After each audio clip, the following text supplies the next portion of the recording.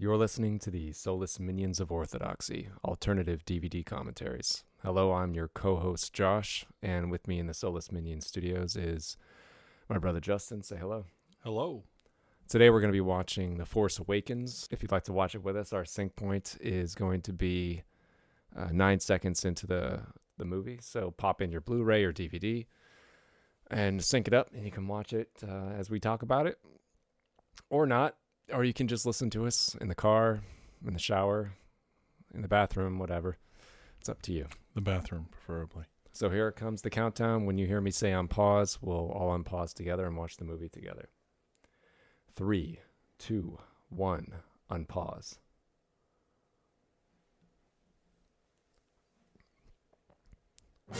So we decided to do The Force Awakens. We're about 2 years late doing it. No, 3 years. 2 years. 2 years. Well, it came out in 15, right? Yeah, it came out in December of 2015. So we're a few years late on this one. We've only done one other Star Wars movie. I suppose it should be noted that we are doing this about a month after The Last Jedi came out. Yeah, so we have some perspective on this. As we're recording this, The Last Jedi opened about a month ago. So even by that standard, it's still late. Oh, sure. So, yeah, Justin and I were having a lengthy discussion about Star Wars earlier today, and we decided to do The Force Awakens. We were talking about the new, I suppose you could say, direction that Star Wars is going in. And I suppose that's a good word for it. I think we'd always wanted to do this movie, but we just never did. So we're doing it now.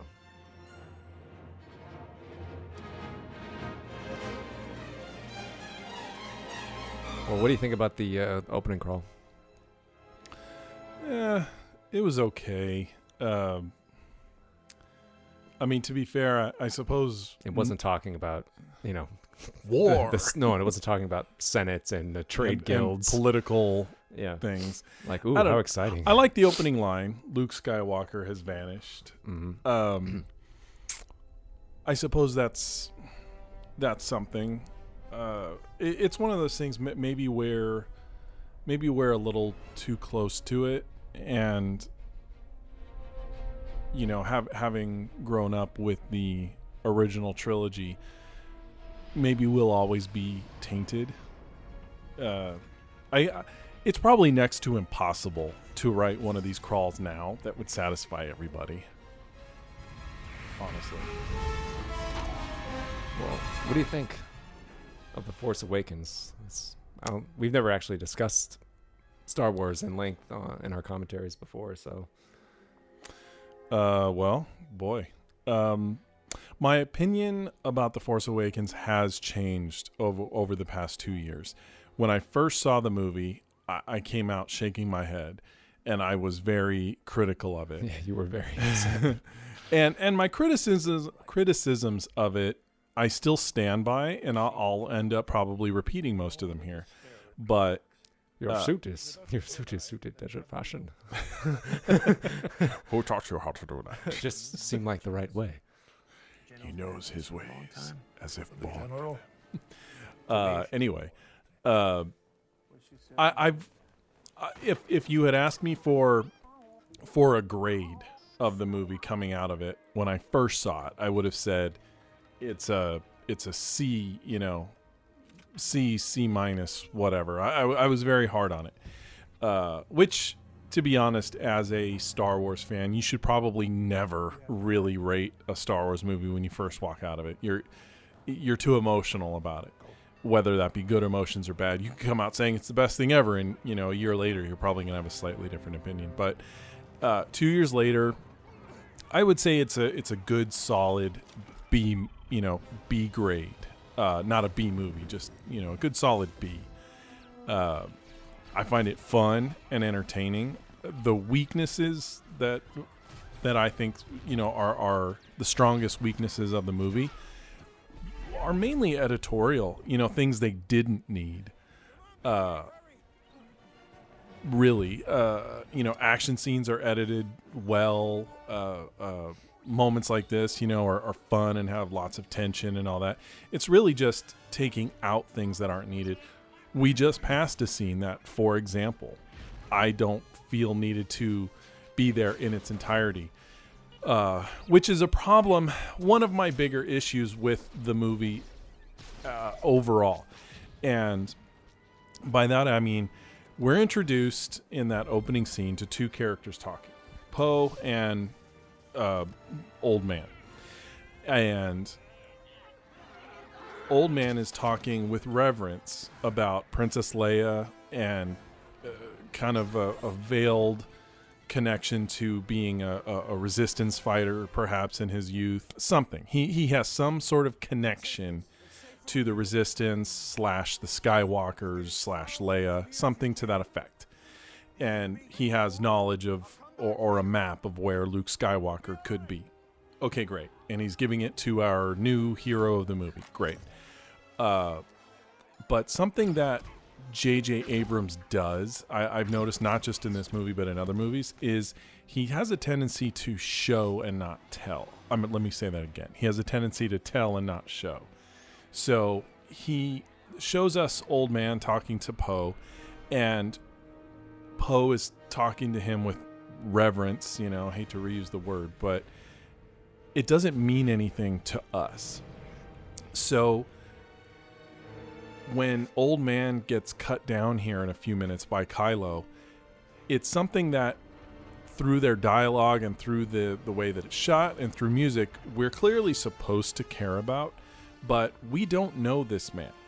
And even if they gave him a name, even if they said his name is Wedge Antilles, which, why didn't they just do that? But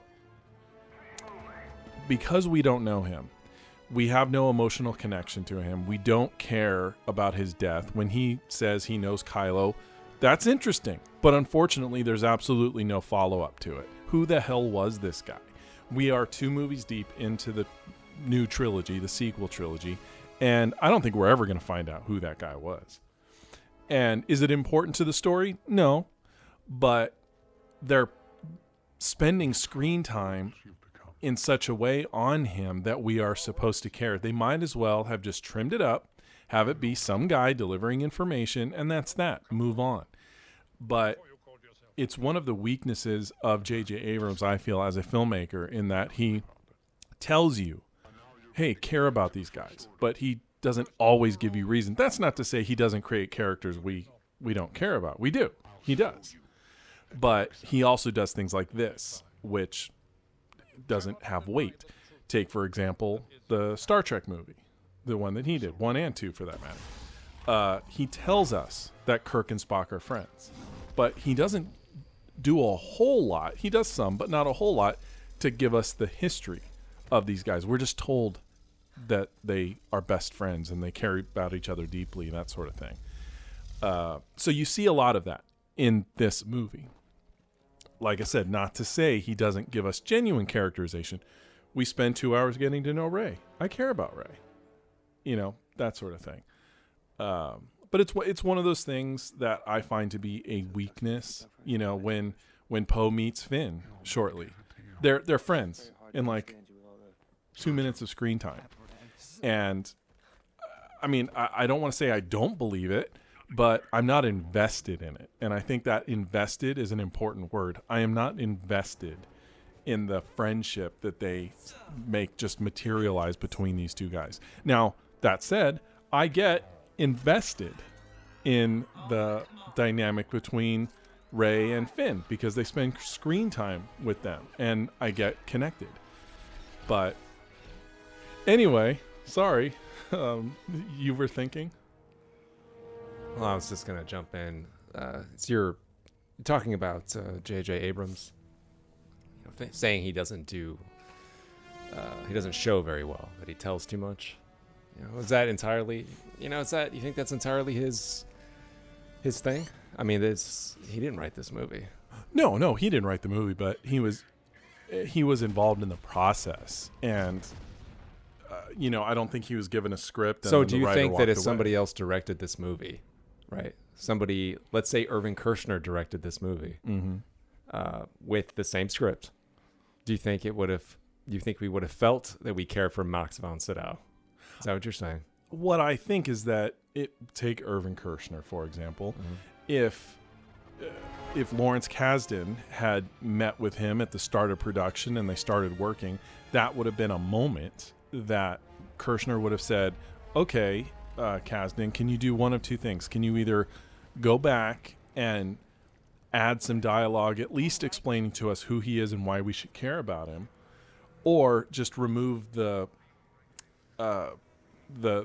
sense of history with a character who we don't know, and move on, and we'll spend that screen time somewhere else where it's more valuable. I think someone like him would have done that. So you're saying it was just a failure in the process? Yeah, basically. but don't let me overstate it. I'm not saying it's like a god awful movie because of that. I just think it's one of the weaknesses of the movie that takes it from an A grade to a B grade. That's all I mean. And like I said, it's not rampant throughout the movie. There's just examples of it. Okay. Well, my reaction was not, my initial reaction wasn't like yours. You know that. I came out satisfied, and I think my satisfaction was, I think, would correlate to a lot of people that are my age, that grew up with the original trilogy and had, and lived through the releases of the prequel trilogy and how disappointing they were and how innately kind of bad those movies are. That my expectations, our combined expectations, were so low that, when I first saw this, all it had to do was not suck. It just had to be fun. Well, that's fair. Had not to be terrible. Yeah. And so it didn't have much to. It wasn't hard for the movie. I mean, anybody could have made really a decent enough Star Wars movie at this point, because the prequel trilogy was considered to be so bad, and it received so much flack. And at this point, as I remember watching it for the first time, I remember that opening not really doing much for me.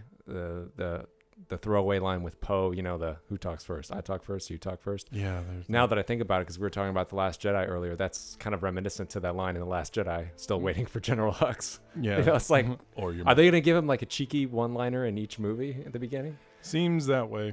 But at this point, when Rey comes on screen, I liked it. I liked this introduction. Yes, because it was... There's no CG hokiness going on. I was like, oh, great. It's just one person photographed in that scale that Ralph McQuarrie drew. It looks like that. And I was like, oh, okay. This is the way I remember Star Wars looking. And that lone person, that lone Luke. Yeah, this is Luke. This is Tatooine, or Jakku, and it's Rey, what have you. Yeah. But it doesn't matter. But it felt. I felt better with it. I was like, I think I might actually like this character or wherever the story is going, because immediately it's easy to get into the shoes of this Rey character. Aside from the fact that Daisy Ridley is stunningly beautiful to look at.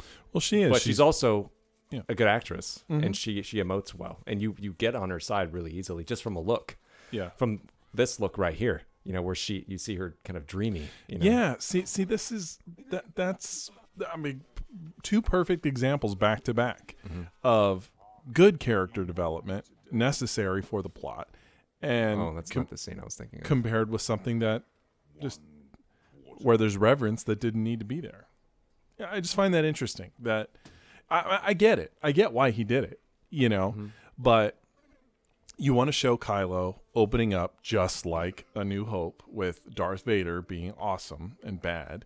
You want to open up the movie with Kylo Ren being awesome and bad. They accomplished the awesome when he freezes that laser bolt in the air, and immediately you're like, I've never seen that before. That's amazing. But then when he does something bad, we have to care.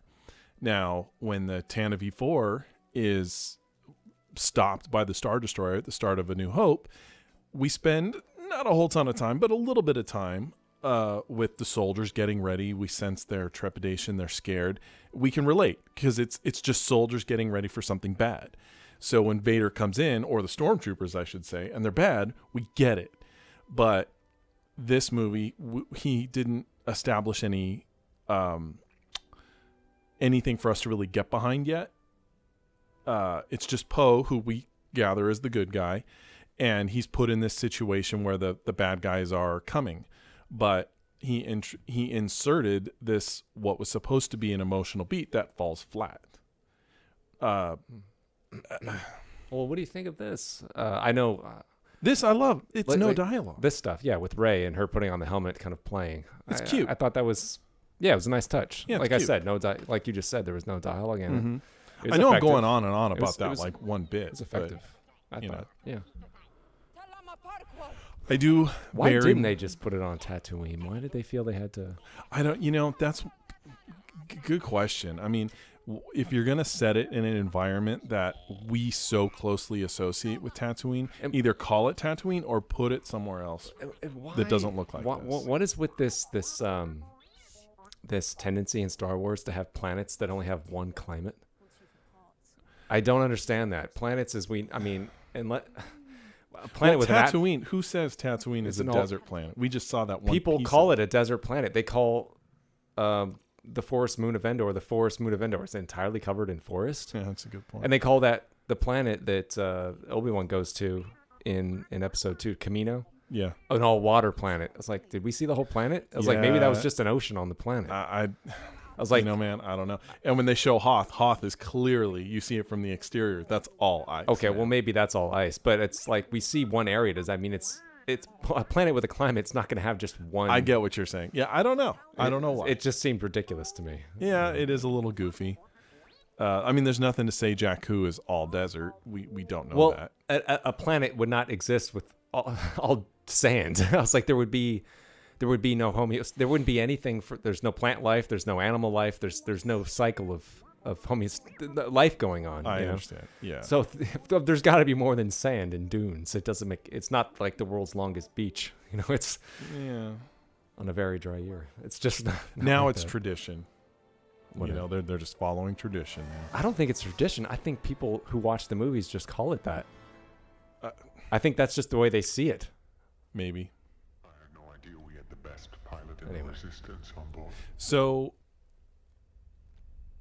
tell me about Poe. What do you think about Poe Dameron?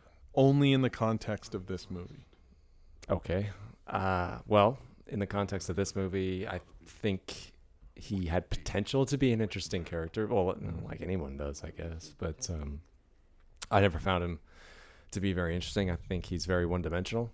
He has the one dimension of being a hotshot pilot, and that's about it. Being headstrong and cocksure, as they say. But that's about it. And he's acerbic, Yeah. But that doesn't make me interested in his character. I mean, I don't know who he is, where he comes from, why I should care about him. How can I empathize with a character like that? I don't know. He's not.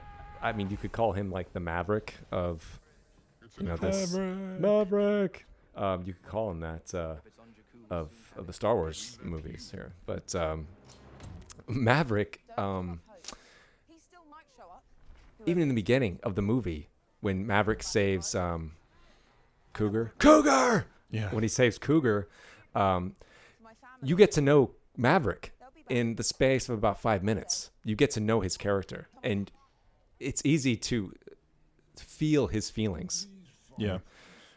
I was thinking about E.T. No, Elliot feels his feelings. No, it's easy to slip into his shoes. He shows a side of him that is very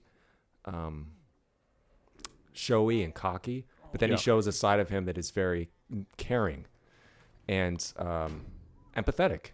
When he cares for Cougar, someone who's supposed to be his rival, he wants to stay out and help him. Right. So you see a dual nature of him without much dialogue going on. And he's doing this at risk of his own life too. Sure. And that scene is about 5 minutes long, you would say. And then he lands on the aircraft carrier and he gets busted, gets sent off to Miramar. I'm fully aware of the plot of Top Gun. Thank you very much. Okay. I understand. I know, especially the volleyball scene, right? Wow. Playing with the boys. Yeah. Okay. He's trying to just get back to the gay way. He's got to get back to the gay way. See, Wait. here we go again. Well, wait. I mean, Yeah. do you agree with me here on this one? About Maverick? About Yeah, how that scene tells you basically everything you need to know about his character. Well, I mean, yeah, okay, because I didn't get any acknowledgement from you. No, I agree. I agree. It's interesting that we would use a movie like Top Gun to say, well, this is how it can be done right. But I never thought I'd use Top Gun as an example of anything. But apparently, but you're right though. I mean, that was done right, and I've noticed not just in this movie, but in other movies, recent movies, in movies, say in the past 5 years, there's a real nasty habit of overwriting, and overwriting a script is common. They do that a lot because when you're just writing on the page, you think, okay, this isn't going to translate, so you overwrite it because you can always cut things out either fleshed out script phase or during the editing process, and you can just remove a line because it's made clear. But there seems to be a real lack of faith in audience understanding these days, and that everything has to be spelled out for yeah them. I mean, going back to you need to have everything spelled out for you.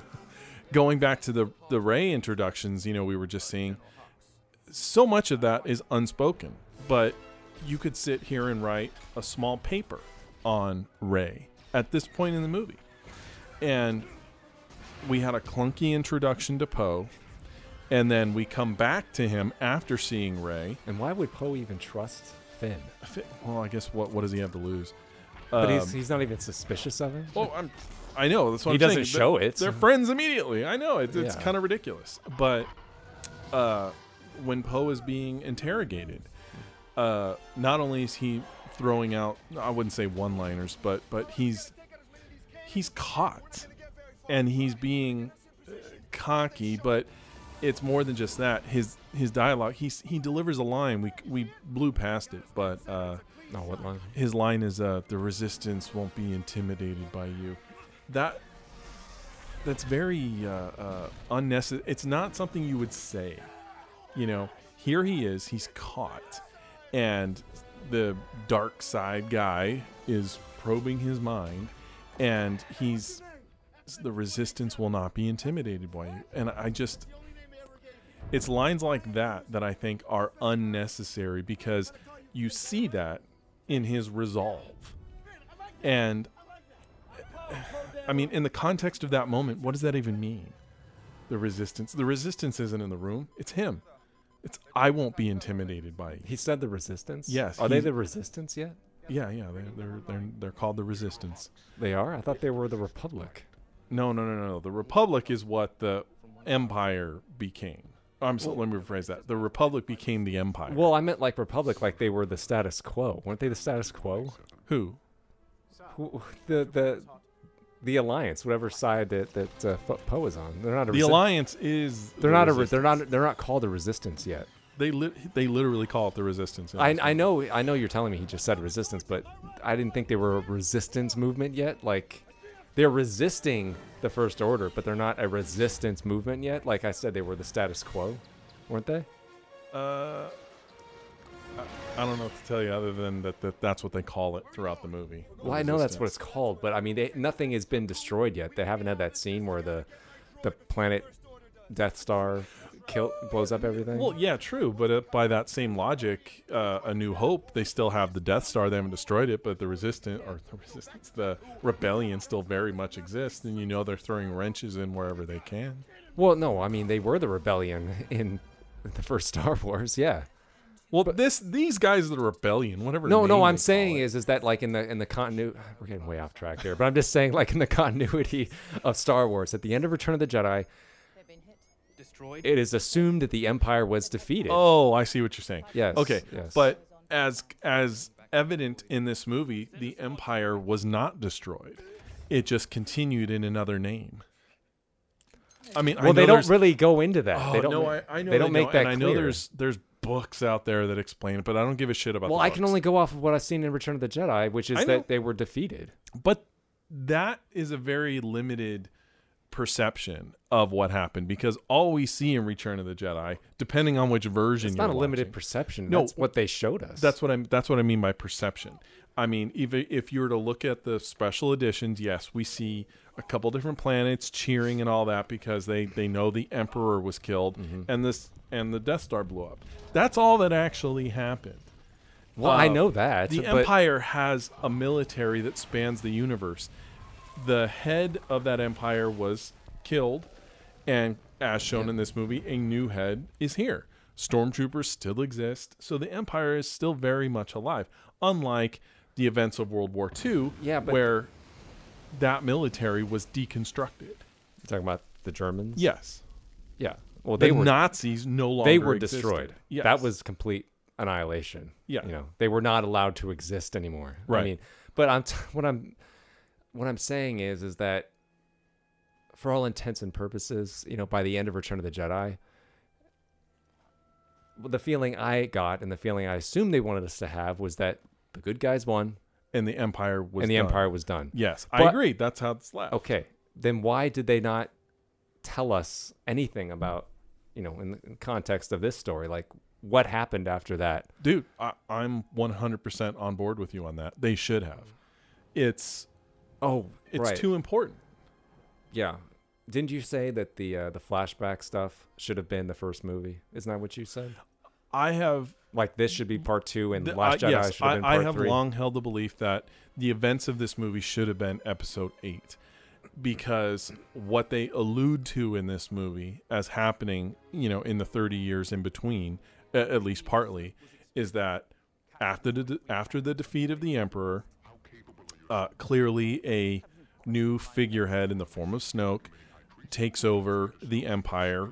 They get renamed the First Order for whatever damn reason, but it's obviously all of the same technology, the same people, and all of that, just under new management.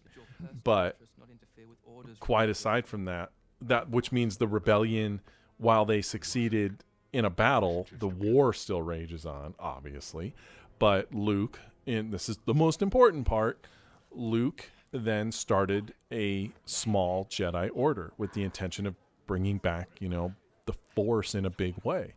And he had a number of students, one of which was the son of his sister. That son was tempted by the dark side and ultimately went to the dark side. Of course, in the without counting in the events of The Last Jedi, at this point, that's all we know. And yeah, I feel that should have been episode 8 because elements of this movie are dependent on you being emotionally connected to the characters based on what's happened to them in the past. When Kylo Ren is standing on that bridge and Han Solo steps out, that moment, for me as a viewer, meant nothing. I knew Han Solo was going to bite it. Any film viewer watching that scene, seeing how it's staged, knows that Han Solo is about to die. That's not the point. The point is, I was not remotely emotionally connected to Han and Kylo Ren. I'm connected to Han Solo because I've spent 3 movies with him. Kylo Ren, I don't know. And in the context of this movie, you're given very little about him. But whether or not you think he's a cool character or you think he's a whiny character, that's irrelevant.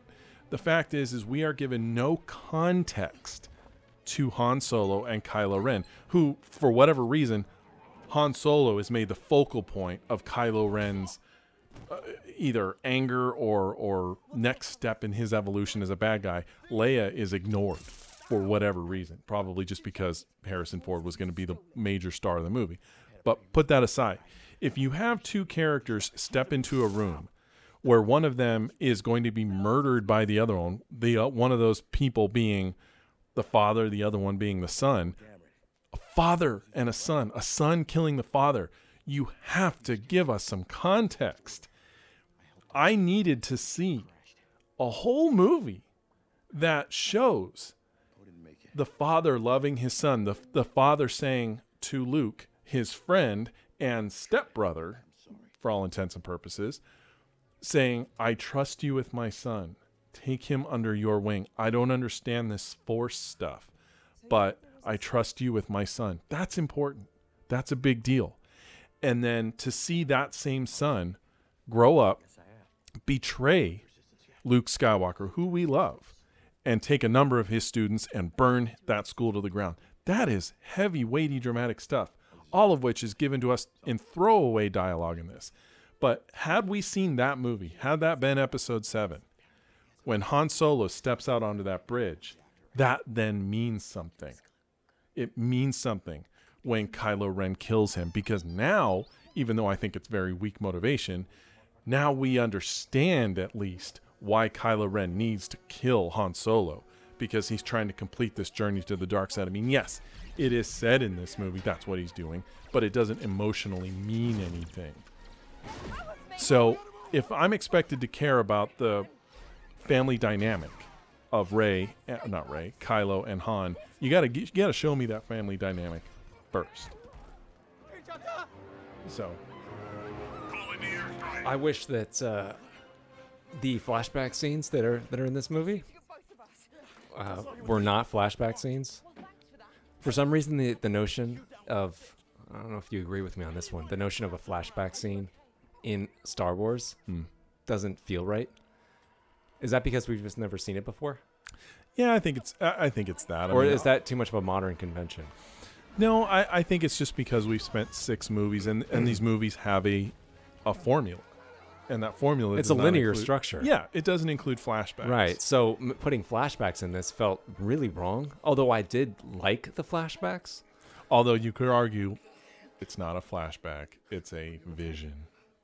A flash forward or flash sideways? But it's a flashback. Okay. Yes. But force vision, what have you. It's a moment in the past. Yeah. And I liked what was going on in the scene. You know, I liked the way the scene looked, but I did the very notion of having one I felt was wrong. But maybe is that nearsighted? I mean, can we not accept a little bit of change in Star Wars? Oh, of course. I mean, I don't want to feel like we can't. I think as a storytelling element, a flashback can be very effective. But I like that reveal. Yeah, it was nice. Of the Falcon. Do you think the Falcon should have been in this movie at all? You know, is it because it's so you and I were talking earlier today, of course, about this imagery? And that's exactly what they were going for. They were going for iconic. Of course, I want to see the Falcon. I love the Falcon. Who doesn't?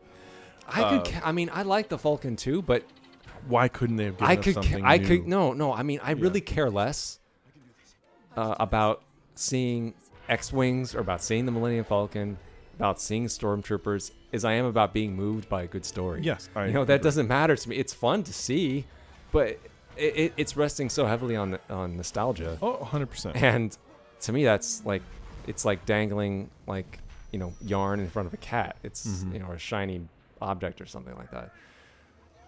So that's what I want. I want to be moved by a good story. I just don't want to be reminded of when I saw something good. I remember that from that movie. That was really good.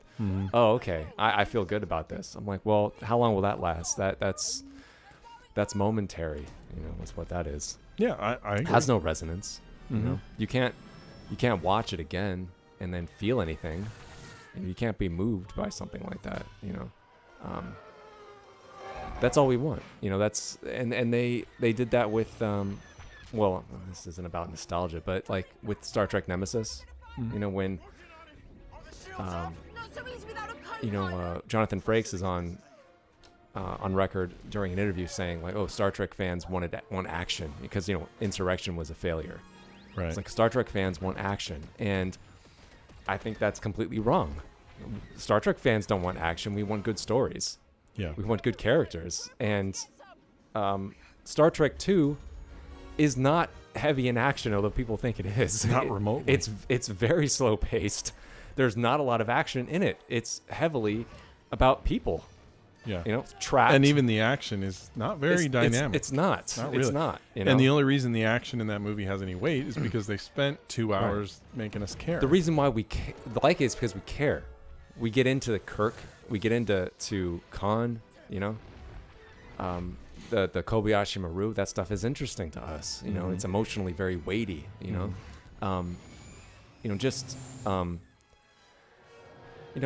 it doesn't rely on the fact that Khan is nostalgia as well. He's a relic of something else, but they just don't repeat what they did, and they just don't show Khan to show, like, hey, remember he was in the show? No. It's not just about that. There's something emotional going on here. Yeah. There's something more. There's something deeper.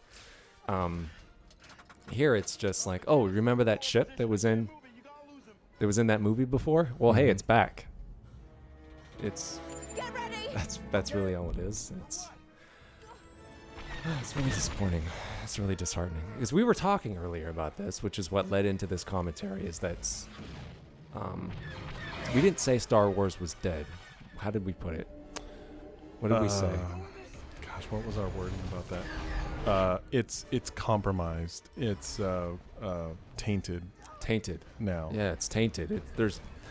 We will never have another, original Star Wars, or I'm never going to call it A New Hope. To me, I know what you mean. It's always just Star Wars. And we're never going to have another Empire.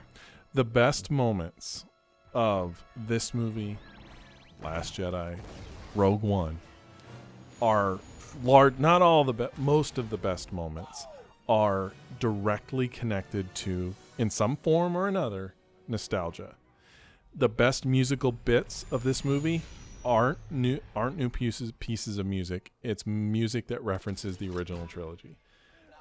We get excited because we know the Falcon, not because it means something in the course of the story. So many of these moments, of course, are reminiscent of A New Hope. That's not really what I'm talking about. But so much of it is, like, every beat in this movie has been. Yeah, I know. You and I talked about how we admired Rian Johnson for telling his own story in The Last Jedi, even though I tend to try and make the argument that it is still in its own way very reminiscent of Empire, but nowhere to the extent that this movie is clearly A New Hope. But at the very least, at least the filmmakers are honest about it. They really make no bones about the fact that they were remaking A New Hope.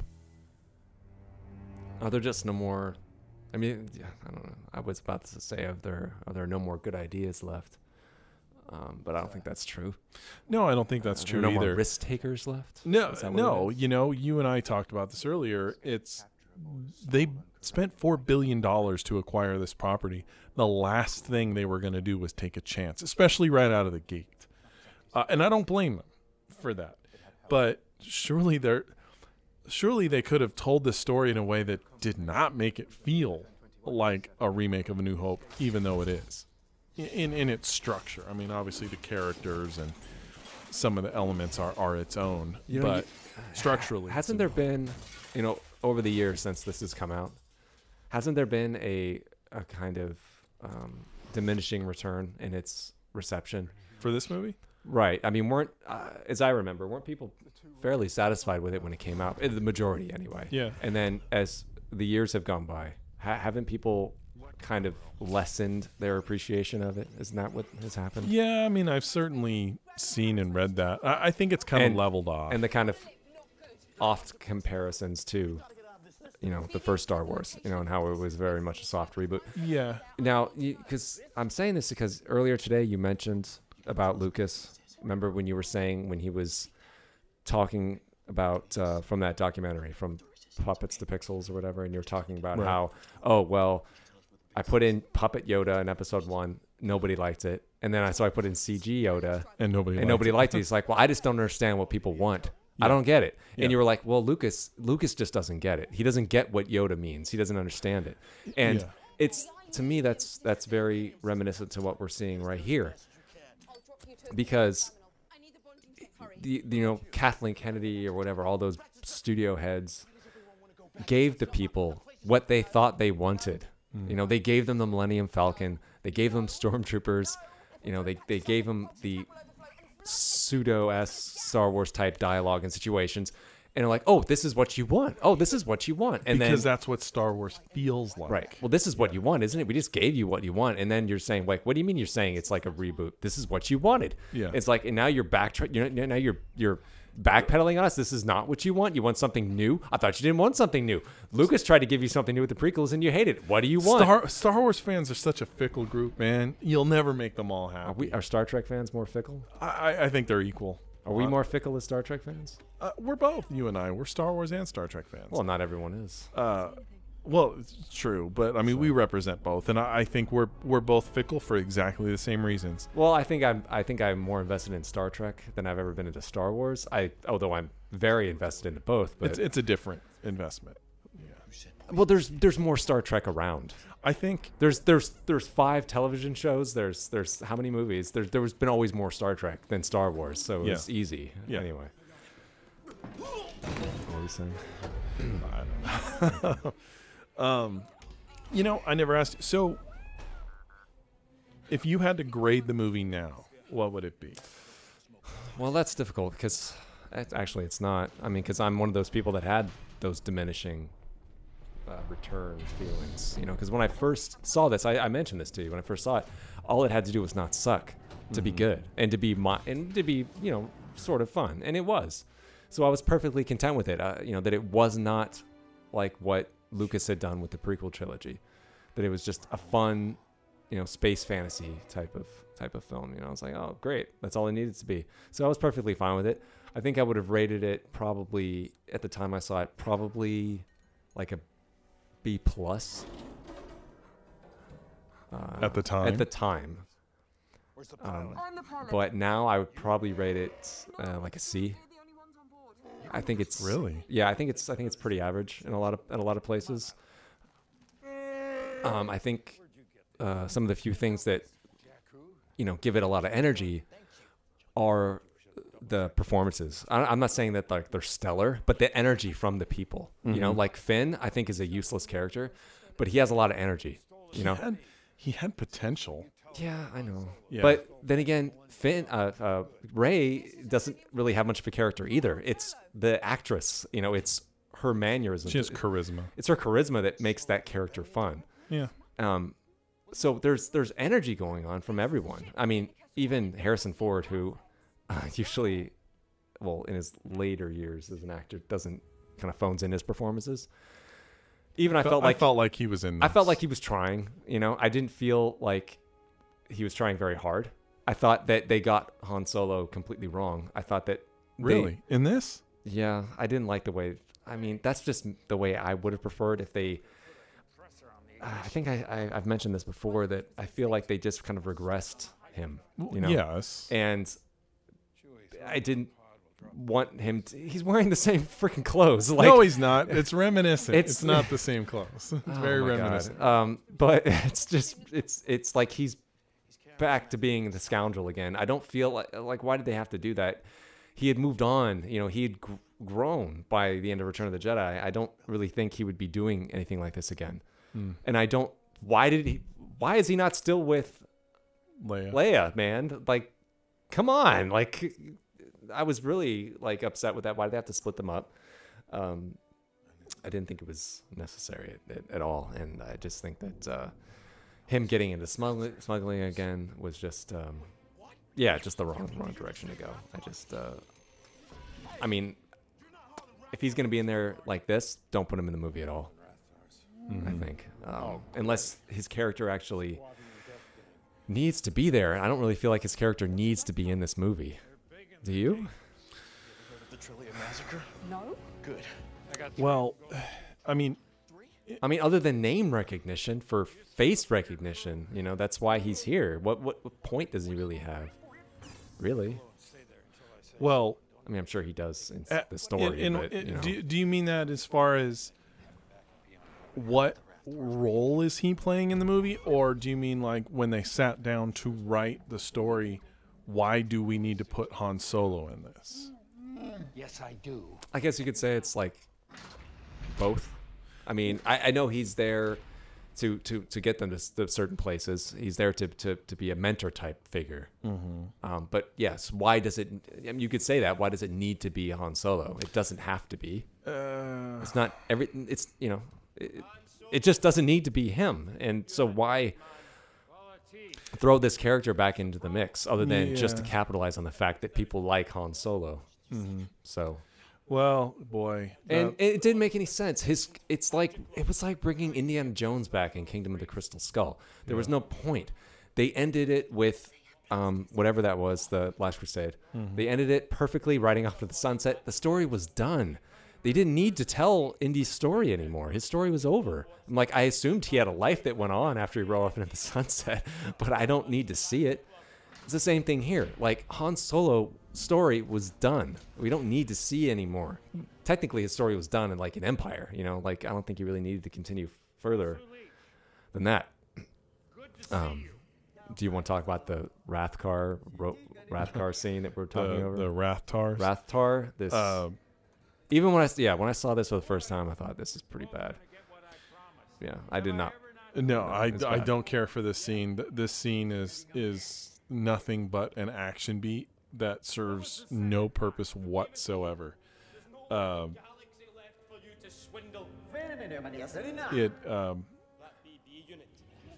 a movie that going into it, they touted as being all about practical effects, obviously using CG where it was needed, but going back to that, here they have this scene that was like right out of the prequels where you have just a CG monster for no reason. Yeah, this is like their Canto Bite.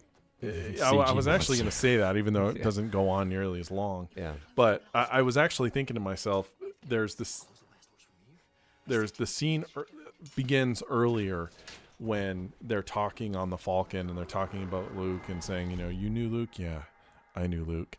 I was thinking, boom, cut, get out of there. And go to whatever scene comes next, because this whole section, I was watching just recently an edit, two different edits of episode 1 and episode 2 respectively, and listening to the commentaries by the guy who did them, Mike Nichols. Very informative commentary. And one of the things he points out editorially is, if you can, a test of whether or not something needs to be in the movie is, if you take it out, does anything not make sense? And this is a scene where if you take it out, everything makes sense, you lose nothing. So it does not need to be here. Now, that said, there's plenty of movies where there's an action beat that happens that, you know, logically, someone writing that goes, okay, it's been 10 or 15 minutes screen time till we've had some action. We need to put it in there. But a smart writer will find a way to make that action relevant to the story. This action scene is not relevant to the story. Putting aside the fact that aesthetically, I think it's just stupid having this. Do you think this was put in there intentionally after the fact as a beat?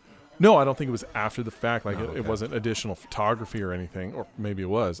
But I think it was written in there thinking they just need to put an action beat in here. But they were lazy as far as not connecting it to the story. But maybe it was additional. I don't know. I really couldn't say. I would say it was probably just a combination of things, that they wanted to find a way to get off of the cargo ship that Han has. They wanted to give us a beat to show that Han Solo is still capable of action. They probably had plenty of reasons to justify why this had to be there in the first place, but those reasons aren't on screen, and that's weak to me. Yeah, I mean, I don't think has to be essential in every movie that every scene has to advance the plot. I think you can have a scene that is just there to. Well, I can have a scene that advances character. Yeah, just advances the character. But this scene doesn't do that. It's for Han Solo, basically, right? I mean, it's just. I never doubted for 1 second that Han Solo still wasn't awesome. We know that. Well, we know that. We grow up with Han Solo, but people that are in their late teens, early 20s, they don't know Star Wars like we do. This could be the first Star Wars movie that they've ever seen. Well, this scene, you know what this scene is? Is it the Yeehaw scene? No. This is the cantina scene and the escape from Tatooine. Oh, yeah, right. That's what this is. Yeah. So you're putting Han in a situation where instead of shooting first, he is cornered by all these guys, and he's got to be a badass to get out of it. Yeah, but he's not a badass like he was in the cantina scene. Obviously not. But not really. And then here we are. He's escaping, just like he's escaping. I felt like I got the feeling he felt scared.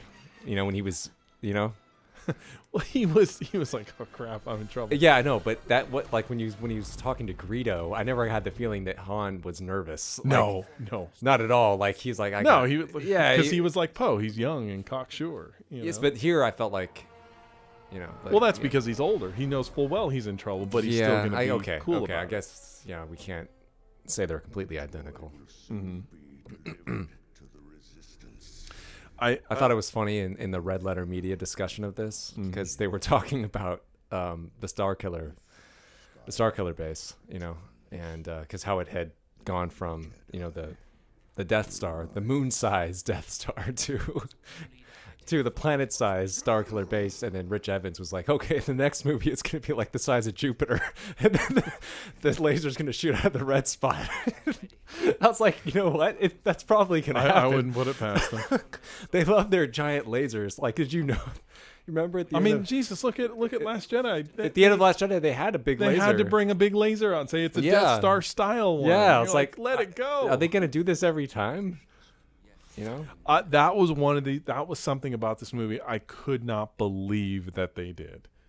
That they did another Death Star. I mean, people, they forgave it, but they were not uncritical about the fact that in the original trilogy they did it twice. At least they could say in that one it was under construction and all that, so at least there was something different. But it was still the Death Star. Yeah. And they did it again. Yeah. Yeah, I know. I can't believe they did it. And it looks, I'm sorry, man, but those shots in space where it shows, it looks stupid. Of the Star Killer base? Yeah. It looks ridiculous. It doesn't look real at all. Yeah. And it it looks lame to me. Well, Snoke is on screen. I think I haven't been looking at the screen, but I think this is the first time we've seen him. I'm very curious why they chose to make show him big Snoke at all. Oh, show him? Yeah. Why not just make a voice? Refer to him? Oh, like refer how they refer to the Emperor. Why not refer? They refer to the Snoke? Emperor in the first movie, right? Yeah, but you don't see him. But they do, like in dialogue. Yeah. But the Emperor has dissolved the Senate. Right. It's only referenced once or twice. But he's in Empire in that one scene. Yes. As a hologram. Just as a hologram in one scene. Is that why they did it like that? Is that why they made him so big? Because the hologram of the Emperor in Empire was big? Probably. Because that looks ridiculous. This? No, well, it's not on there anymore. But what Snoke looked like. You know, it did. It did look ridiculous. It's like Wizard of Oz almost. You know what I mean? Yeah. Don't pay any attention to the man behind the curtain. That's that's what that felt like. It's why you. Because the way they were doing that, I expected, and maybe that's what JJ had in mind, was that he's going to be like a midget. He's like really a little guy. I would be very curious to know because so many of the elements of this movie were tossed aside. This didn't need to be there. Why? Turning the table on. That was Chewie just looks wrong. That was for rep. By the way, he looks younger. Yeah, he does. I was going to say do Chewbacca's. Do Wookiees age in reverse? I don't know. Do they have Benjamin Button syndrome? Yeah, he looks money, but yeah, he looks younger than he did in the other ones. His fur looks sleeker, or whatever you want to call it. Well, maybe when they get older, they get more oily and they straighten out. I don't know. Whatever. And this I've talked about in length. Well, actually not in length, but a few times with other people. This notion of a map is ridiculous to me. Like it's a MacGuffin. That's been pointed out many times. But we need the map to Skywalker, right? A map to Skywalker. What do they need a map for? I never understood that. Like, isn't this like, this is a technologically... And why is it in pieces? Yeah, this is a technologically advanced civilization. I mean, can't you just like find out where the planet is? Like, can't you just get the location of the planet he's on and go to that location? Like, why do you need a map? In this sense is irrelevant. Yeah, it seemed kind of ridiculous. I was like, that is kind of dumb. I was like, but they just needed something. You know? They like the stolen plans. They needed something that people wanted. I guess it's not as fun to say as opposed to saying we want the map to Skywalker, as opposed to saying we want the location of Skywalker. No, the map is an actual physical object that you can touch. It's a thing, that we want, not just information. Right. I guess that makes it more interesting.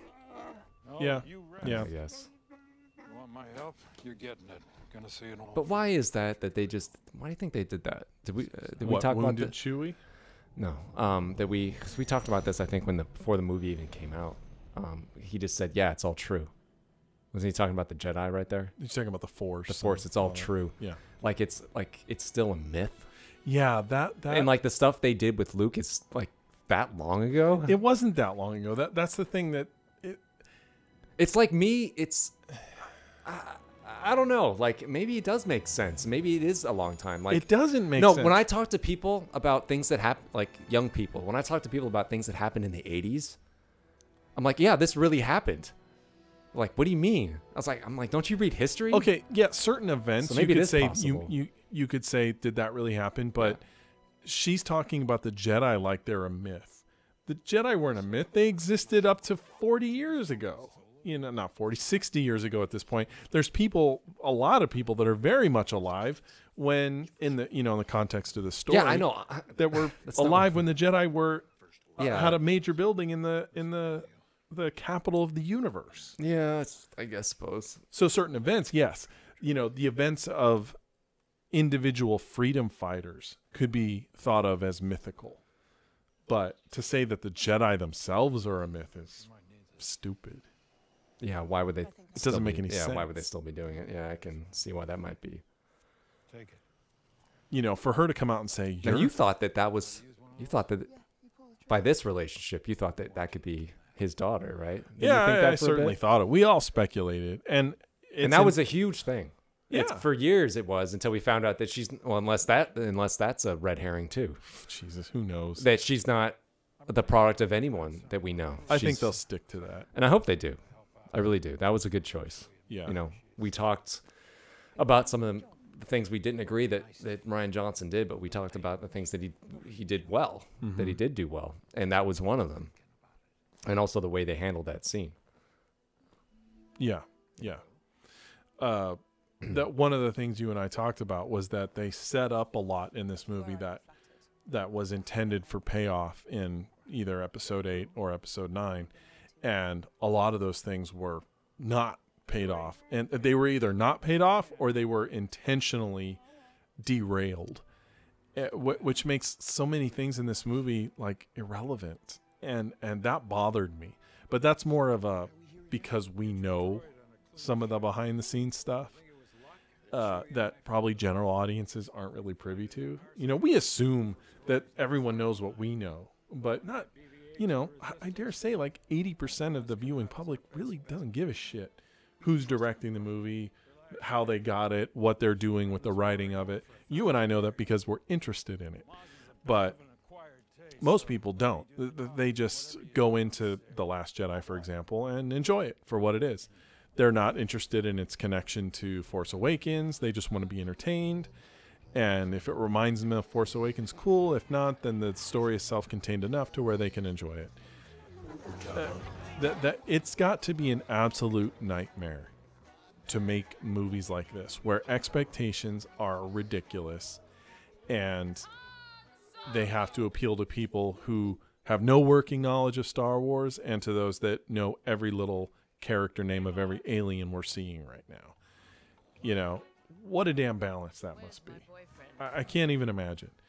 And at some point, the filmmakers, I'm sure they've all been quoted as saying something like, you have to just turn your brain off to that and tell the story you want to tell. But you cannot be ignorant to it. You can't be. I mean, you have to take that stuff into account. And no matter what, this is an entertaining movie. I was straight up bored in The Last Jedi during multiple parts of that movie. This movie, even though some of it was driving me nuts as I watched it the first time, I was entertained. I was never bored. Well, Maz is on screen. We can talk about Maz, which is, I suppose it's Yoda and Obi-Wan combined, Yeah, a little bit. I guess. Which, I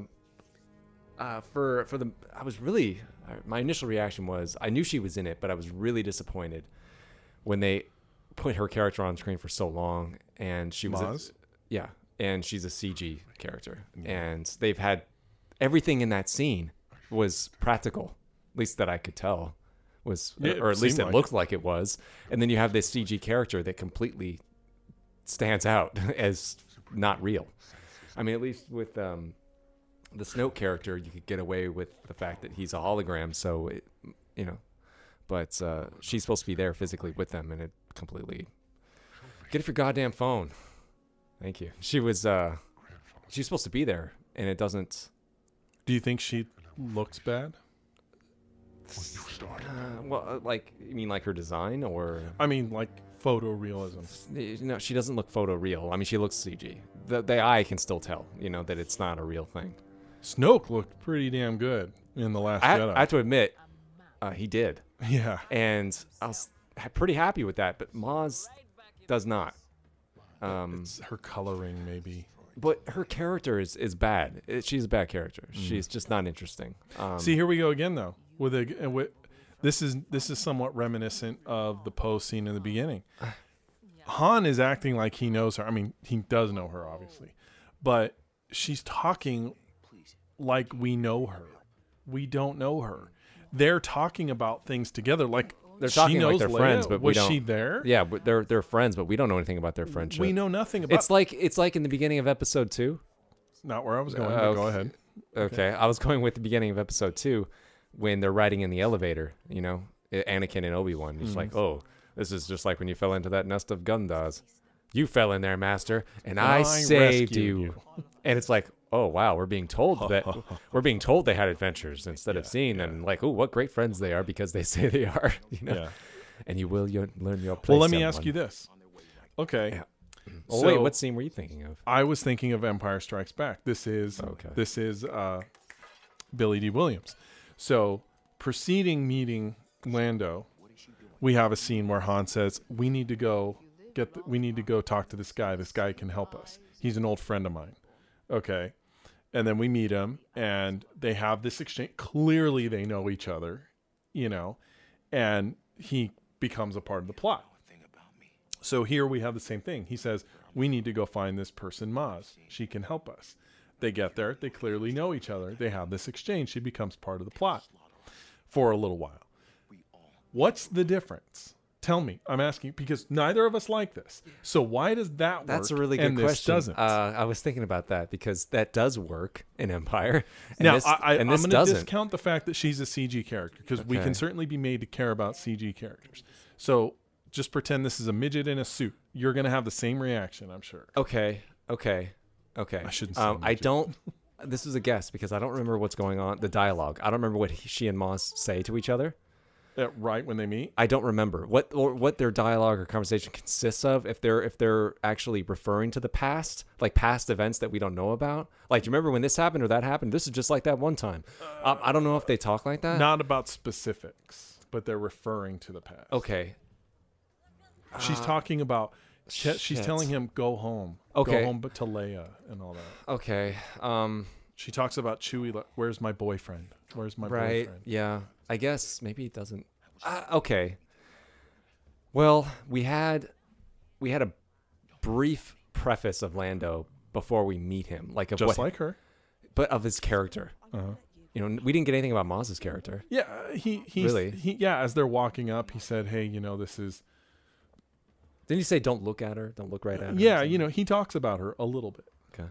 But not like her character, right? What I'm saying, though, Well, wait. that Let me finish before I lose my train of thought. Okay. Because you asked me this question.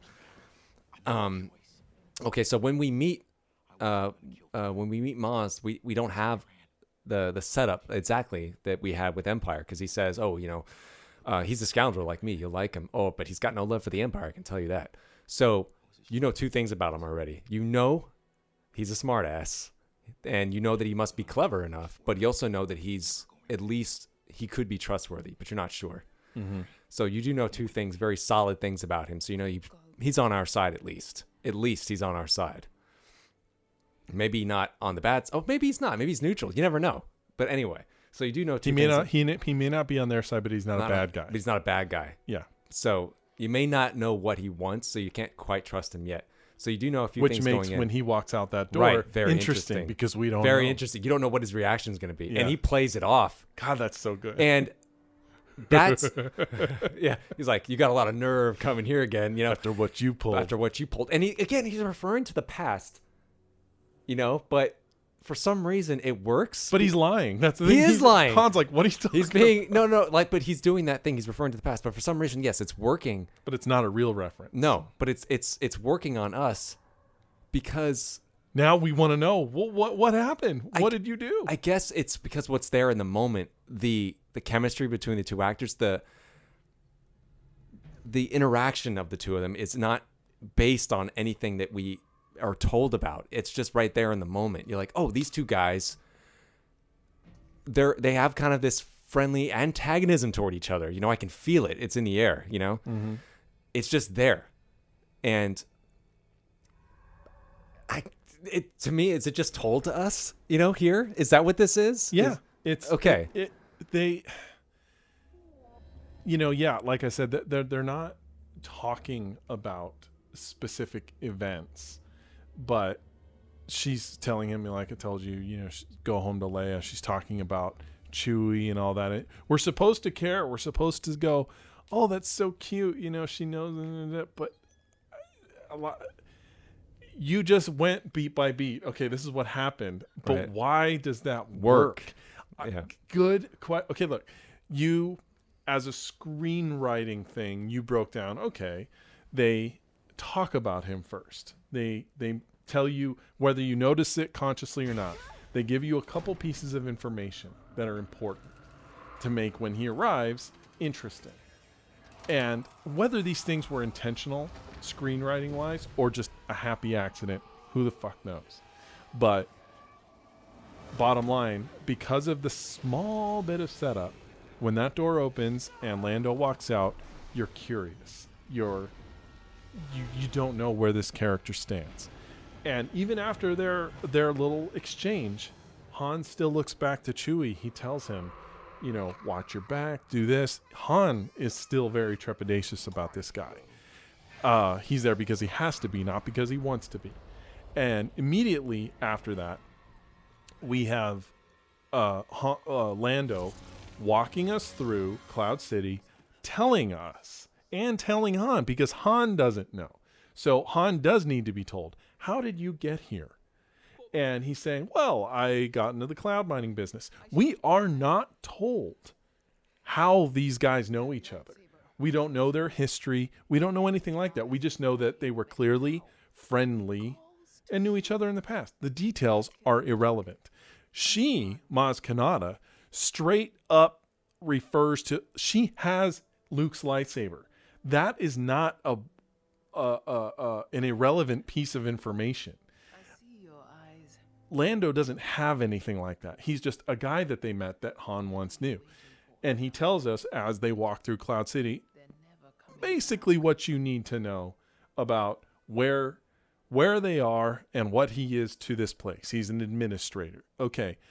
It doesn't give you any more than what you need. And like you're pointing out, a lot of that is just dependent on the exchange between these two actors. It's all in the hands of another director. That if you handed that exact script, handed it to him, he was the producer of the movie. But if Lucas was directing that, it probably would have played very differently. But Irvin Kershner knew how to make that a moment.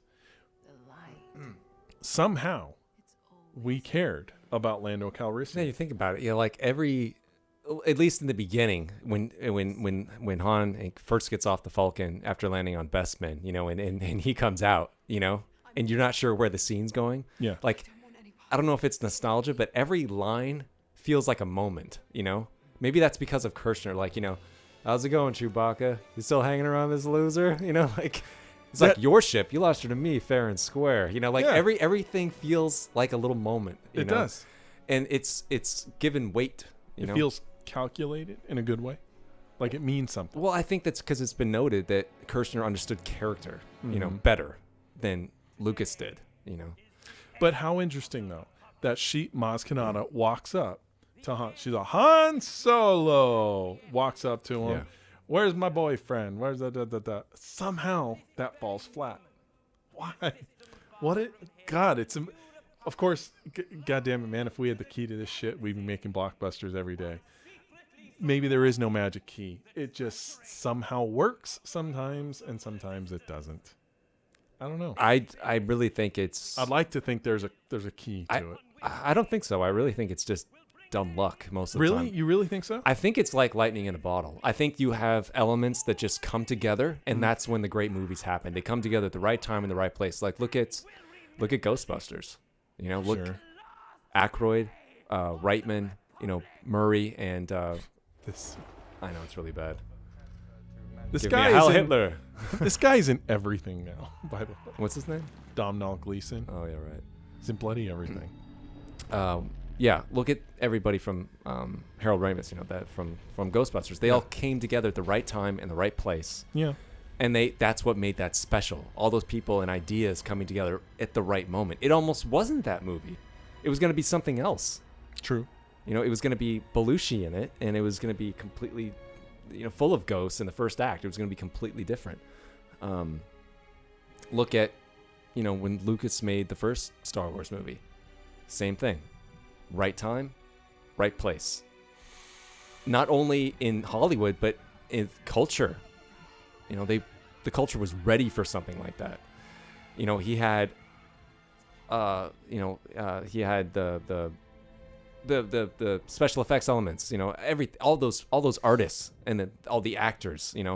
The music, Williams, everything gelled together perfectly. Oh, well, yeah, of course. And made something special. That doesn't always happen. This movie doesn't have that. It doesn't have all those special elements that came together to make something unique and fun. It's kind of by the numbers. That's what it is. It was completely by committee. So I really do think that, yes, it is just luck, right time and right place. It's not going to happen every time, as we've seen. It just doesn't. And what you think there's a key to success? I agree with what you're saying. Lightning in a bottle. There's, of course, there's things that just cannot be predicted and just happen. Look at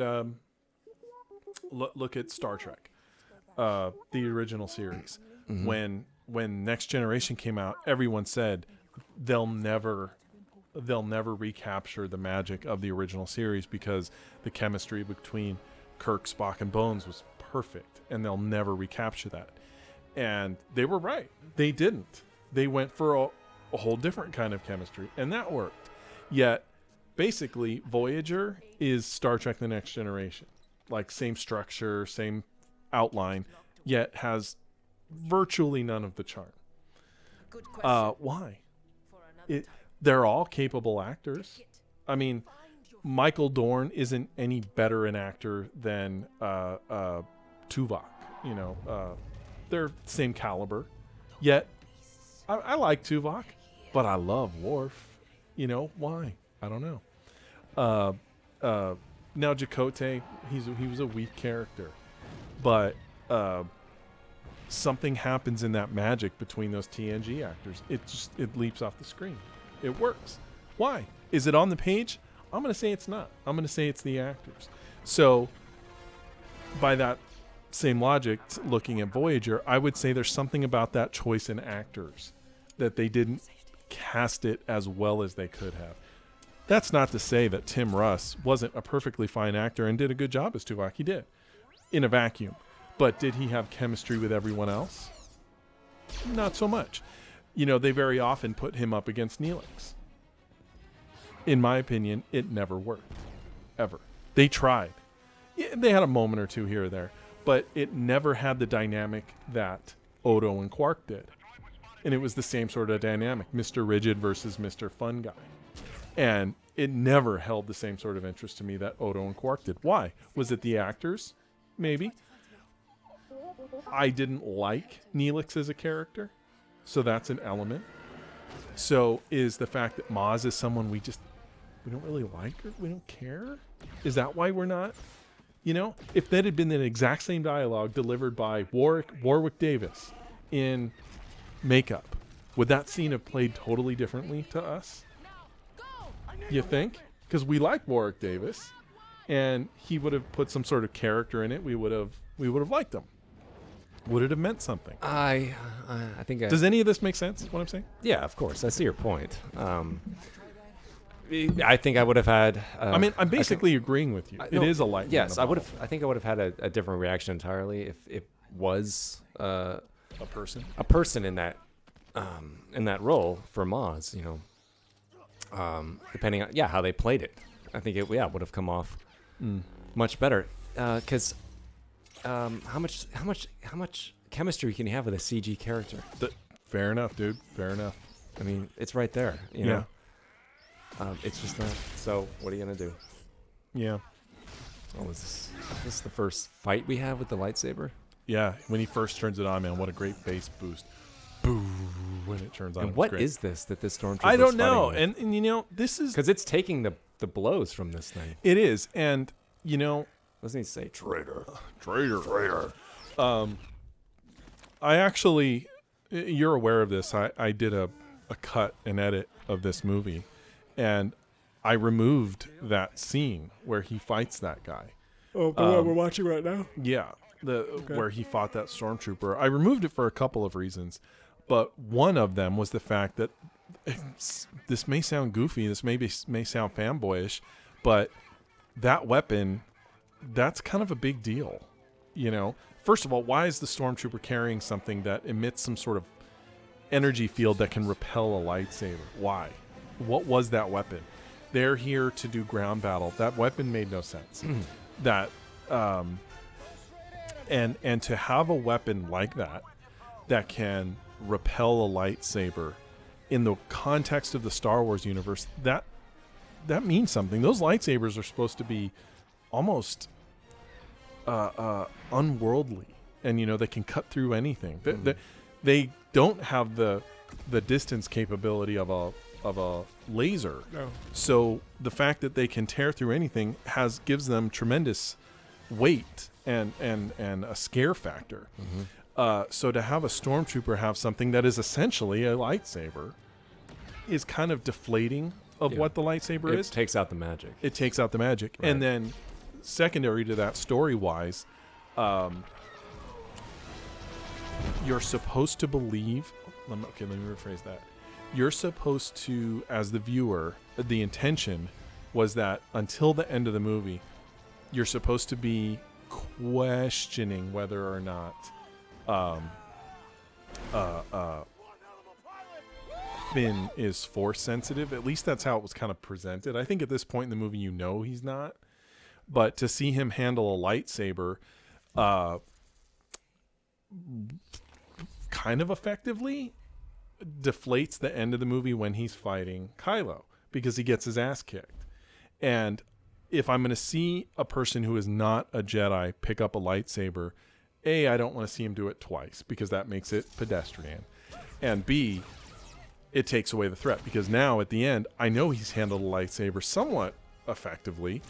It kind of steals some of the moment away from the end.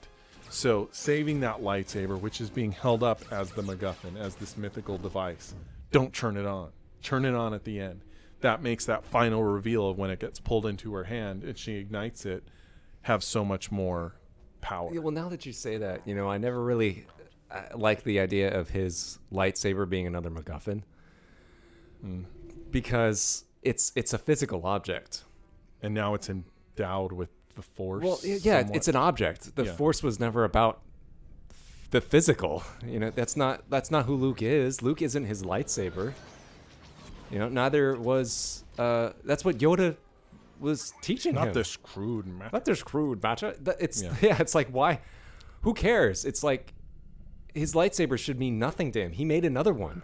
Yeah, very true. It's like, that's not what a Jedi is. You're very right. So, well, no, it's his, I would make the argument though, that it means something to him because it was his father's. But we don't. That's prologue to this, and that's things that true we would know. You're right. So it's not a good idea, and it didn't work.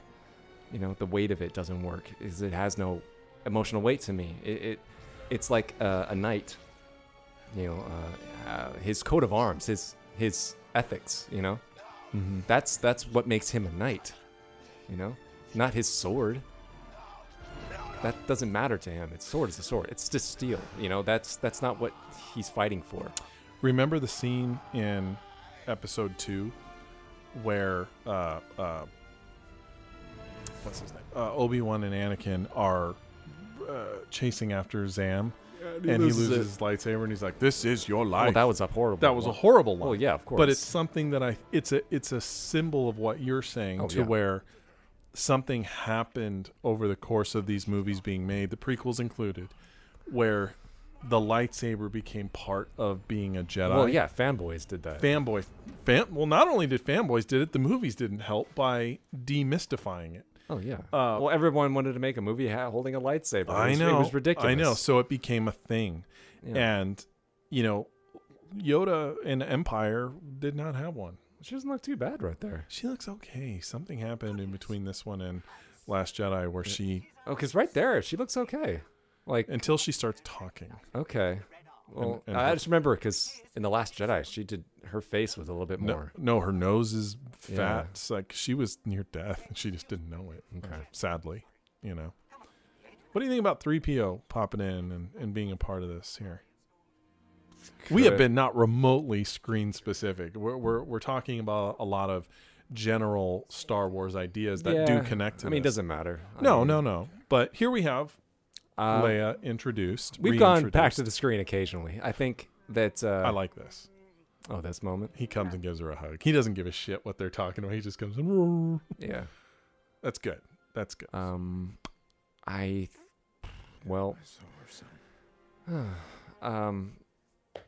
I didn't think we needed 3PO at all, or R2D2. But they put it in there for nostalgia. The same reason why Han is in it. The same reason why Chewie's in it. Chewie has nothing really to do. He doesn't need to be in this movie. Yeah, in this movie and in Last Jedi, they treat Chewie like the family dog. Yeah, it's totally wrong. It's not like he is in Empire. Yeah, I mean, even in the first movie. In A New Hope, I felt like he was a rogue, just like Han Solo. Yeah. And in Empire, I felt like he was very much his own individual, right? While still being, here he's just like in the background. Yeah, he's in the background. Yeah, he's the puppy. Yeah. Isn't this... Weren't people debating like they were going to be the first gay couple? Yeah, I do remember Is that still out there? I don't think so. No, because now, Or is he going to be bisexual or something? Poe? No, the other one. No, Finn. Finn clearly has his interest in Rey. You got a boyfriend, cute boyfriend. He's obviously that's why I straight. said bisexual. But yeah. There's no way Disney's rolling the dice on a gay couple, including a black man. There's no way they're that bold. Yeah, well. In this, we've mentioned how ridiculous this was. I mean, they're like so happy to see each other. Full, my old buddy Poe. Oh, really? Oh, the 5 minutes. Remember the 5 minutes that we had together. Yeah. And most of it they spent back to back and couldn't see each other's faces. Right. Yeah. Yeah. Stupid. It is stupid. It is stupid. What you did, renouncing the First Order savings. Well, even when she's talking right now, I think it's a little bit better than in The Last Jedi. Anyway. Yes. Who is that guy? The guy behind? Yeah. Greg Beeman. Greg something. Yeah.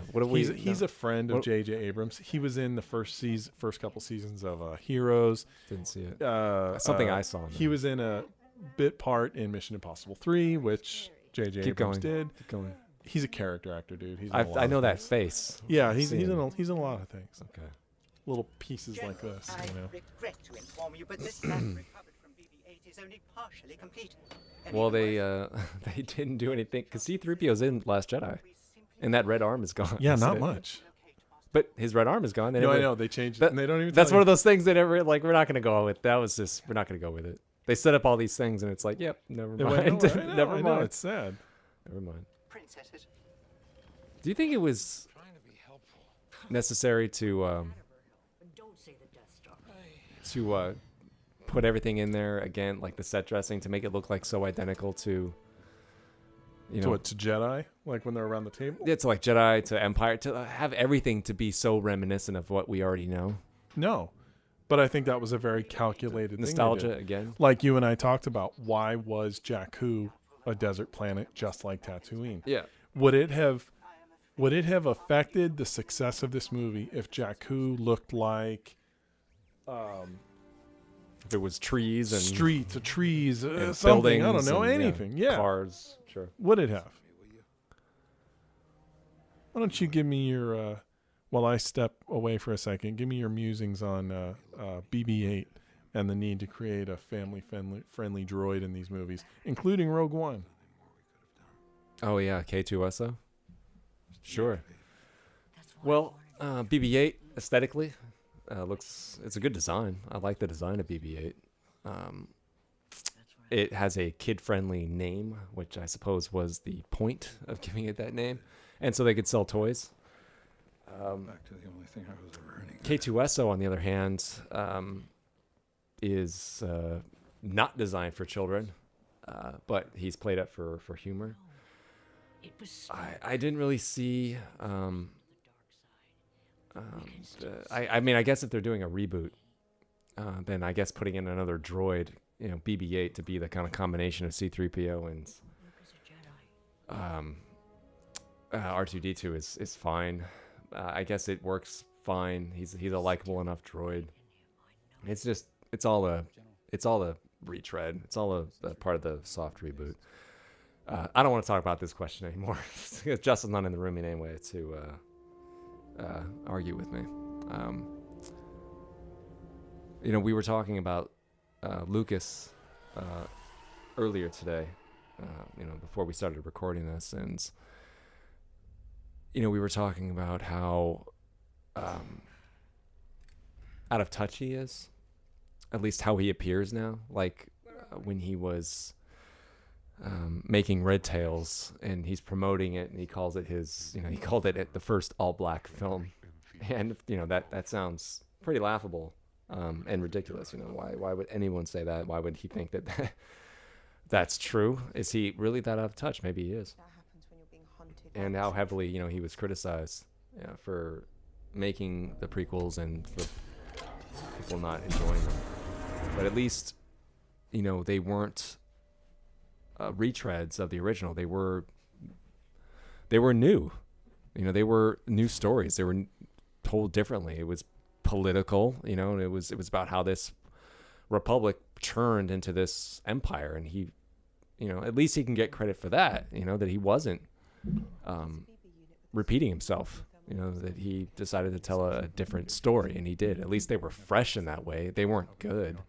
I've definitely thought that as the years have passed, that the prequels, while not perfect or good movies, very good movies, I should say, I agree. Lucas at least did something different for them, and he should be commended for that. And I think he's not given some of the credit that he is due for those movies, unfortunately. I like this stuff here. When they're, something about, Kirshner said, in his commentary, or maybe in the Empire of Dreams documentary, when he's talking about making Empire, and he's talking about filling up the frame, with the human face. It's like, nothing's more fascinating than the landscape of the human face, I like to do that. And that's something the prequels didn't have, was this being able to get into the characters, to feel them, like they're real that's people. Because Lucas doesn't understand human feelings. That's something they at least did here. They feel like people with real emotion, that really emote, where it doesn't feel so staged, where they're just say the lines in front of the blue screen and continue on. It's not. Yeah. That's not what this is. I liked his delivery here when he's doing that, and she's scared and she's crying, and he says, that's one of the. Yeah, he says, "Don't be afraid." That's one of the things. I feel it too. I like that. Don't be afraid. Yeah. He is interesting. Not so much in this one, but yeah, I mean, see, it's one of those things where was I judging him too harshly, or is there more here than I gave him credit for at first?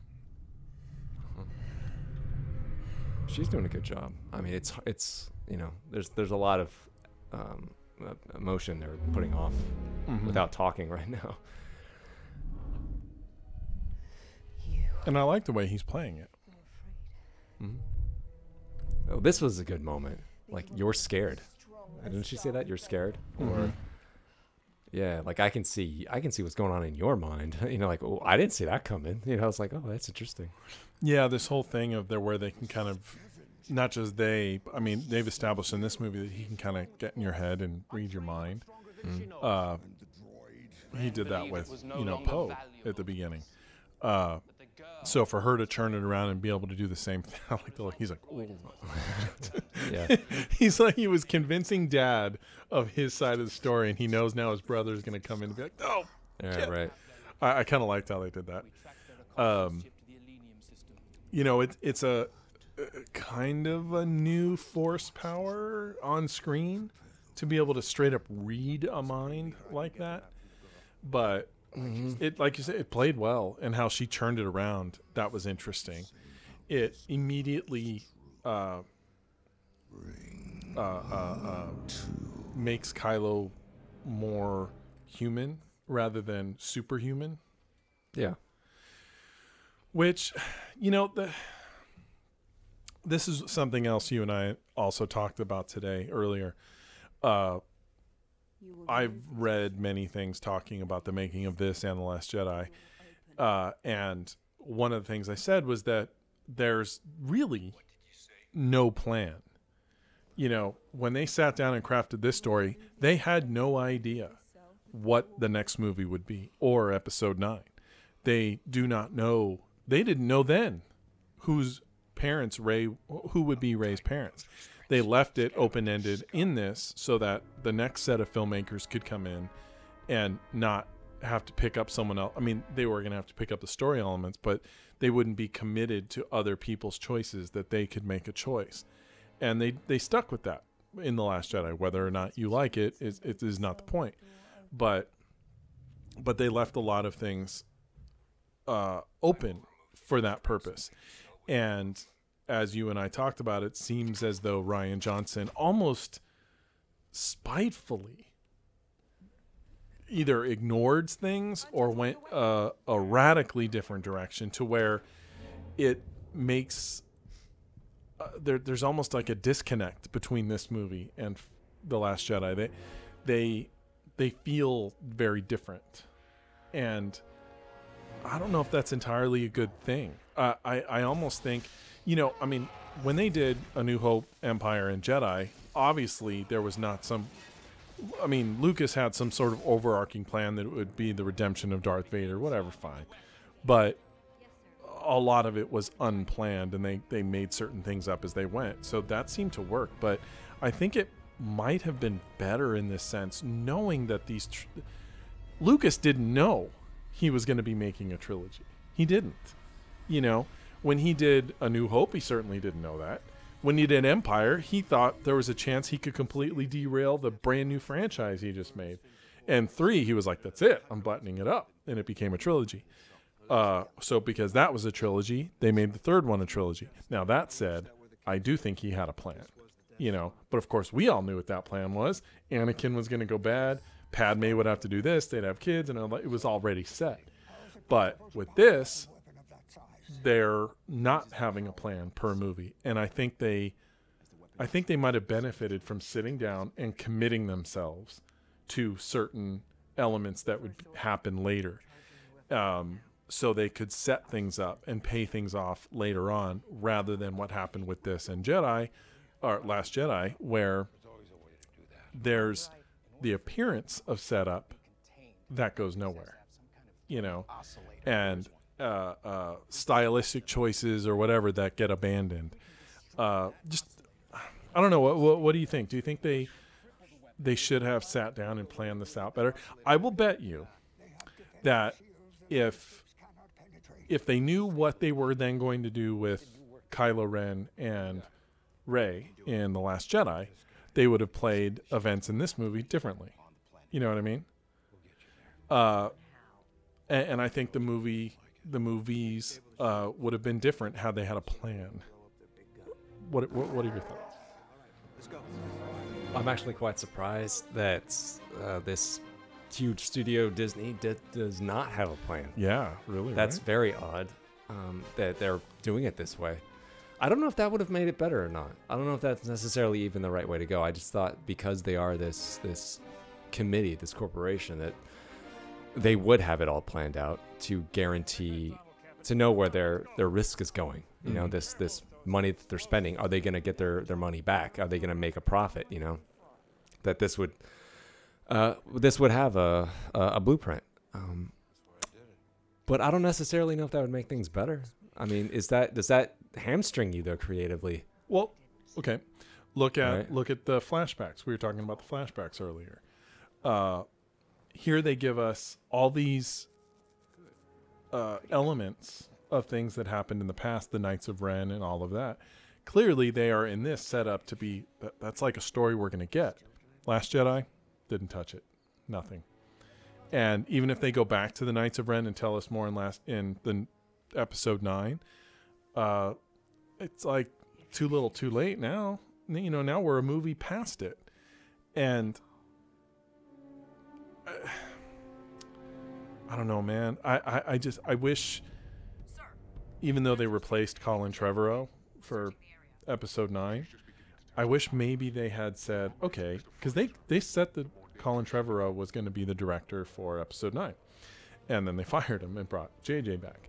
But just even if they knew from day one, okay, JJ is going to do the first one, Rian Johnson and Trevorrow, even though they didn't know that at the start of this one exactly, but let's say they did, have all three of those directors be aware of what the next guy wanted to do and know where if I'm Colin Trevorrow, and I know that JJ's going to do this kind of movie with this stuff happening, and I know that Rian Johnson's going to do certain things, then I know as I sit down to start working on my story, mine will have more connective threads to theirs, even though it's still going to be very much my story. I think little things like that might have been a benefit, as J.J. Abrams he's so public about the fact that he loves mystery boxes. He loves having something mysterious be in a movie and not give you an answer. And in some ways that works, in other ways I think it's just pulling the chain of the audience and you're wasting screen time. But one of the things you and I talked about today was the parentage of Rey. They set it up in this movie. Who are they? And man, for 2 years people speculated who are her parents, and Rian Johnson made the choice to make them no one, which that worked in my opinion. But there's other things that he set up, like the Luke thing. Luke is set up as a savior, and they need to get to him. And as long if they can just get to him and talk to him, he'll help them. And the opening scene of Luke, anyway, in Last Jedi, is him snarkily throwing his lightsaber aside and walking off camera. And that's an example of where I think Rian Johnson went too far. You know, they spent over 2 hours of this movie trying to get to Luke Skywalker, to get us, the audience, to Luke Skywalker. And to have then the next shot of that scene be him carelessly doing that, almost in a between the lines way, giving the audience the finger, to me was not only disrespectful to the audience and the choice they made for that, but it didn't feel like the same scene. You know, that's not the look that Mark Hamill delivers at the end of this movie. You know, that's what I'm talking about, where there's a certain disconnect. That look that Mark Hamill gives without words was dread. It was running into your past caught up with you. He played that in a lot of different ways, and they just pissed it all away. And that angered me because I was invested, and then he just shit on it. I don't mind that he made a choice to make Luke a certain thing. That's not what I'm saying. I'm saying that literally that is the same scene. And those two directors were on vastly different pages. That doesn't work. Do you agree? Yeah, you saw me nodding this whole time, so yeah. I know. I think that's as we agreed that Luke, the scene could have been done well, and he just could have thrown his lightsaber down, you know, thrown it to the ground, but not in that way that he did, and not have that, you know, break in continuity where there's clearly a different direction going on, clearly a new director behind the scenes. Who did not agree with the direction that the other one was going in? Yeah. Yeah. So, I disagree.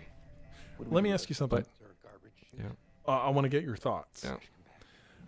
Yeah. There's been a lot of criticism about Rey being a Mary Sue. What do you think about that? Send them in. Give Poe full authorization for attack. Do you agree or do you not? And if you do, why? Okay. Well, let's make this. You know, let's put out the definition of Mary Sue. I was going to ask you. Okay, so for everyone maybe who isn't, people maybe who are listening to this don't know what a Mary Sue is. Why don't you describe it as you know Mary Sue? Approaching target. I would describe a Mary Sue as it's generally applied to literary works, but it doesn't have to be. It can be on film as well. But it's generally a character that is... How are those guys supposed to see? I just saw them. I know. A character that is in some way supposed to be a placeholder for the audience, and generally that and a Mary Sue specifically is a character that is endowed with almost perfect abilities because that's what the audience wants to be. Mary Sues are often brought up in fan fiction, in connection to fan fiction. Usually, take Star Trek fan fiction. An example of a Mary Sue in fan fiction would be the Enterprise encounters Klingon ship A that has all these powers and they're so strong, and alien ship B shows up with a character, blonde hair, blue eyes, beard, just like me, and he's brought on board the Enterprise, and he's so good, and everybody likes him, and he knows everything, and he's so charismatic, and he's able to best everybody just effortlessly. He's a Mary Sue. He is what the audience would be if they could project themselves into this world. So, but doesn't a Mary Sue have to be in that, well, at least as I know it, bereft of a personality? That they really have no set personality? Like if I think of, I don't know why the one I'm thinking of springs to mind. It's the first thing that's coming to mind is from the 50 Shades story, you know, the 50 Shades Darker or Lighter or Wet or whatever it's called. And the character of whatever her name is a Mary Sue. Really? You think so? The same way that the girl in Twilight was a Mary Sue. I don't know if you know this, but 50 Shades started out as Twilight fan fiction. I know. Well, I don't know if you know this shit. No, I did. We've never talked about 50 Shades. 50 Shades of Grey, that's what it's called. Yeah. But, like, Kristen Stewart didn't have a character. Like, her character didn't, you know what I mean? There's nothing there for you to latch onto, at least not that I recall. The same way in 50 Shades of Grey, like, that character is completely flat, basically. She's just someone in there to be the placeholder for, as you said, for the audience to have sex with this Christian Grey guy, basically. So, but I wouldn't say that, you know, that Rey, it doesn't have a character. She doesn't have features of a character, emotion and ranges, you know. In that way, could you say that Luke is a Mary Sue? No. If you're looking at it that way. No. See, this is where defining a Mary Sue, I'm not finding the exact words, because even as I was saying it, I had to try and go further, because at first a Mary Sue sounds like there's a difference between a character that is meant to be the audience's connection and entryway into a story versus a character that is just kind of a know-all, see-all, perfect person thrust into this situation where they had no knowledge of. Well, Wikipedia defines it. Oh, okay. as an idealized and seemingly perfect fictional character. Often, this character is recognized as an author insert or wish fulfillment. Okay.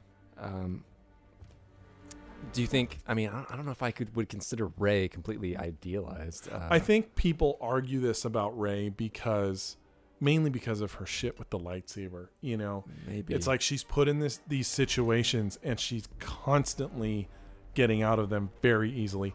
She just learned about the Force earlier that day. She's strapped to a chair and suddenly she is mentally besting this guy who is trained in the Force all of his life. She's given a lightsaber. She beats him. She escapes capture and is running around this facility she's never been and never seen anything like it in her life. And she is, floating along this place like it's the back of her hand. She gets on the Falcon. She can fly it perfectly. She's not afraid of anything. Everyone loves her. She's, you got a point there. I don't think I can argue with it. I do think, in my personal opinion, I do think the term Mary Sue is just a tad too strong, but it's not far off. Fair enough. But my question to you was, do you think she is, given that you just read that definition? No, like as you just said, it's not that far off, but it's not quite there. I think there's elements of a Mary Sue type in there from that definition, but not completely.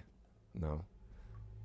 Now, my thing would be, of that definition you read, I don't think she's a placeholder for the author, but she fits everything else. Well, I mean, like, the Twilight fan fiction, she was an insert of that author, whoever wrote 50 Shades. That was that woman. Whoever wrote 50 Shades of Grey, that she was, you know what I mean? Right. That was an author insert on that one. And wish fulfillment. That's what that was. But that character, though, in 50 Shades, she was not some sort of idealized perfect woman. She wasn't. She was very meek and very weak. She was the author in that sense, but she didn't fit that Mary Sue sense. Have you not seen that movie? I've seen pieces. It's hilarious. You should watch it. I believe you. No, I think it is idealized. You have to see it. Okay, maybe I'm missing. No. She's not meek. She's bland. There's no personality. Okay. She's idealized in the fact that she's innocent. She's never had sex before. When she meets Christian Grey. Is that right? Yeah, she's a virgin. That's not believable at all. Of course not. But she's a virgin, but she's also she's perfect because of that. She's untouched. She's pure. Okay. Yes. Okay. All right. That's part of what makes her idealized. Rey, I wouldn't go that far. I think Rey has faults. I think she's flawed, right? She's not completely. She has flaws, doesn't she? Yeah, I mean, her boobs could be bigger, but that's pretty much her only weakness. Yeah. I mean, other than that, she's. I know most people say personality, but I'm really gonna have to go with breast size. Well, you're right. This scene would have. This is, we're at the climactic scene with Han Solo and Kylo Ren, and you're right. This would have had much more weight to it if there was a movie before it that established some kind of relationship between these two. It's got nothing to do with their performances. Adam Driver's giving a very good performance. Well, so is Harrison Ford. What that lacks is context. Right. If I was not a Star Wars fan and I came in and someone showed me this movie, I go, wow, that scene was really cool. What happened with them before? Were they like really close? I don't know. We never saw it. Oh, well, I just assumed. No. Well, without us seeing it, how would we get that context unless we're just simply told? Because we're not even told. But we don't want to be just told, do we? We don't want the tell, not show. No, of course not. But we're not even told. So how do we get shown? How do we get shown without having a previous movie? How can we get shown this?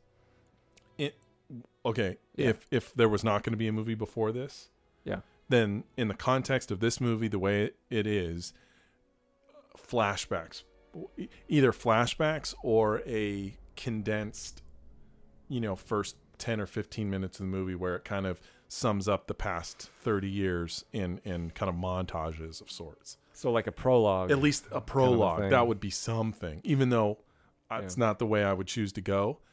That You could like play it with the Dune music and have like the conceptual art. That might actually work. Oh, hey, let me ask you this. I've Yeah. talked about this a lot with people at work. Yeah, I know you have. Chewie is about to take a shot at Kylo Yeah. and plug him in the stomach. Do you think Chewie was intending to kill him or just wound him? Or do you think it was just whatever he got? You talked a lot about this. There's plenty of people that believe that Chewie intentionally did not kill him. He just wanted to wound him. Oh. Yeah. Okay. I am of the belief that he shot that intending to kill him, and he just didn't get. I mean, he was like a fraction off, you know. Well, let me see here. I have not given it any thought. Okay, watch. They cut to the Force feelings. Okay. But then the next shot is Chewie, "Whoa!" And then pew. Okay. Okay, here we go.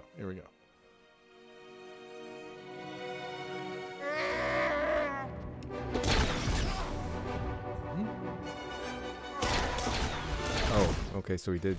That's the kidney shot. Yeah. Okay. And he would have kept going, but he was getting shot at. I guess I didn't think about it before, but now that I am being forced to think about it, I think that there's that. Chewie's a badass. Look at him go. There. It could be questionable whether or not he wanted to kill the son, of the man is like his best friend. Yeah. I can understand that. Maybe that's why he didn't. Like his. Shit. I mean, would you want to do that? My personal. He knew that Han loved his son, even though his son turned bad. So I think that maybe because Chewie is close with Han, Sure. Chewie probably would not want to kill him. He was doing that. Yeah. Okay. Maybe so. I think in that moment, Yeah. he didn't care. That was blind rage. You think so? And he wanted to kill him. Okay. Maybe. But see, there we go. See, we're debating this Right. because they've not given us any contextual history. Oh. When Chewie walks onto scene and sees Leia, he hasn't probably seen Leia for around the same amount of time he hasn't seen the son of his best friend. And he gives her this warm, tender hug. What a great emotional thing they're missing for Chewie's reaction to Kylo Ren.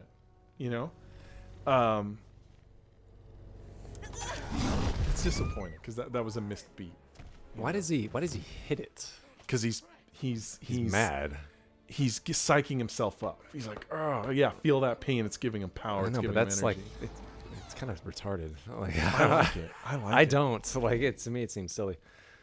Do you want to talk about the hilt of the lightsaber while I step out for a moment? Or Sure. that was a thing, That was a thing, man. Oh my God! Before this movie came out, was that a thing? People talked about this hilt and how it was so ridiculous because, physically, that hilt would most likely come into contact with your body. The hilt of a sword, an actual physical metal sword, steel sword, is intended to protect your hand from the sliding blade of an opponent going down and hitting you. But if your hand touches that hilt on your handle, it's not going to hurt you. A lightsaber is very different. And it's got his hilt does have his whole lightsaber blade withdrawn looks like a T. And that hilt is the top part of the T. So there is metal there that his hand would likely come into contact with, say during a sword fight. But there's still part of the electrical, beam coming out that could very easily contact his body during certain moves. And, a lot of people, fanboys, freaked out, because of that issue. And they're just, because it's different. Fans don't like things that are different.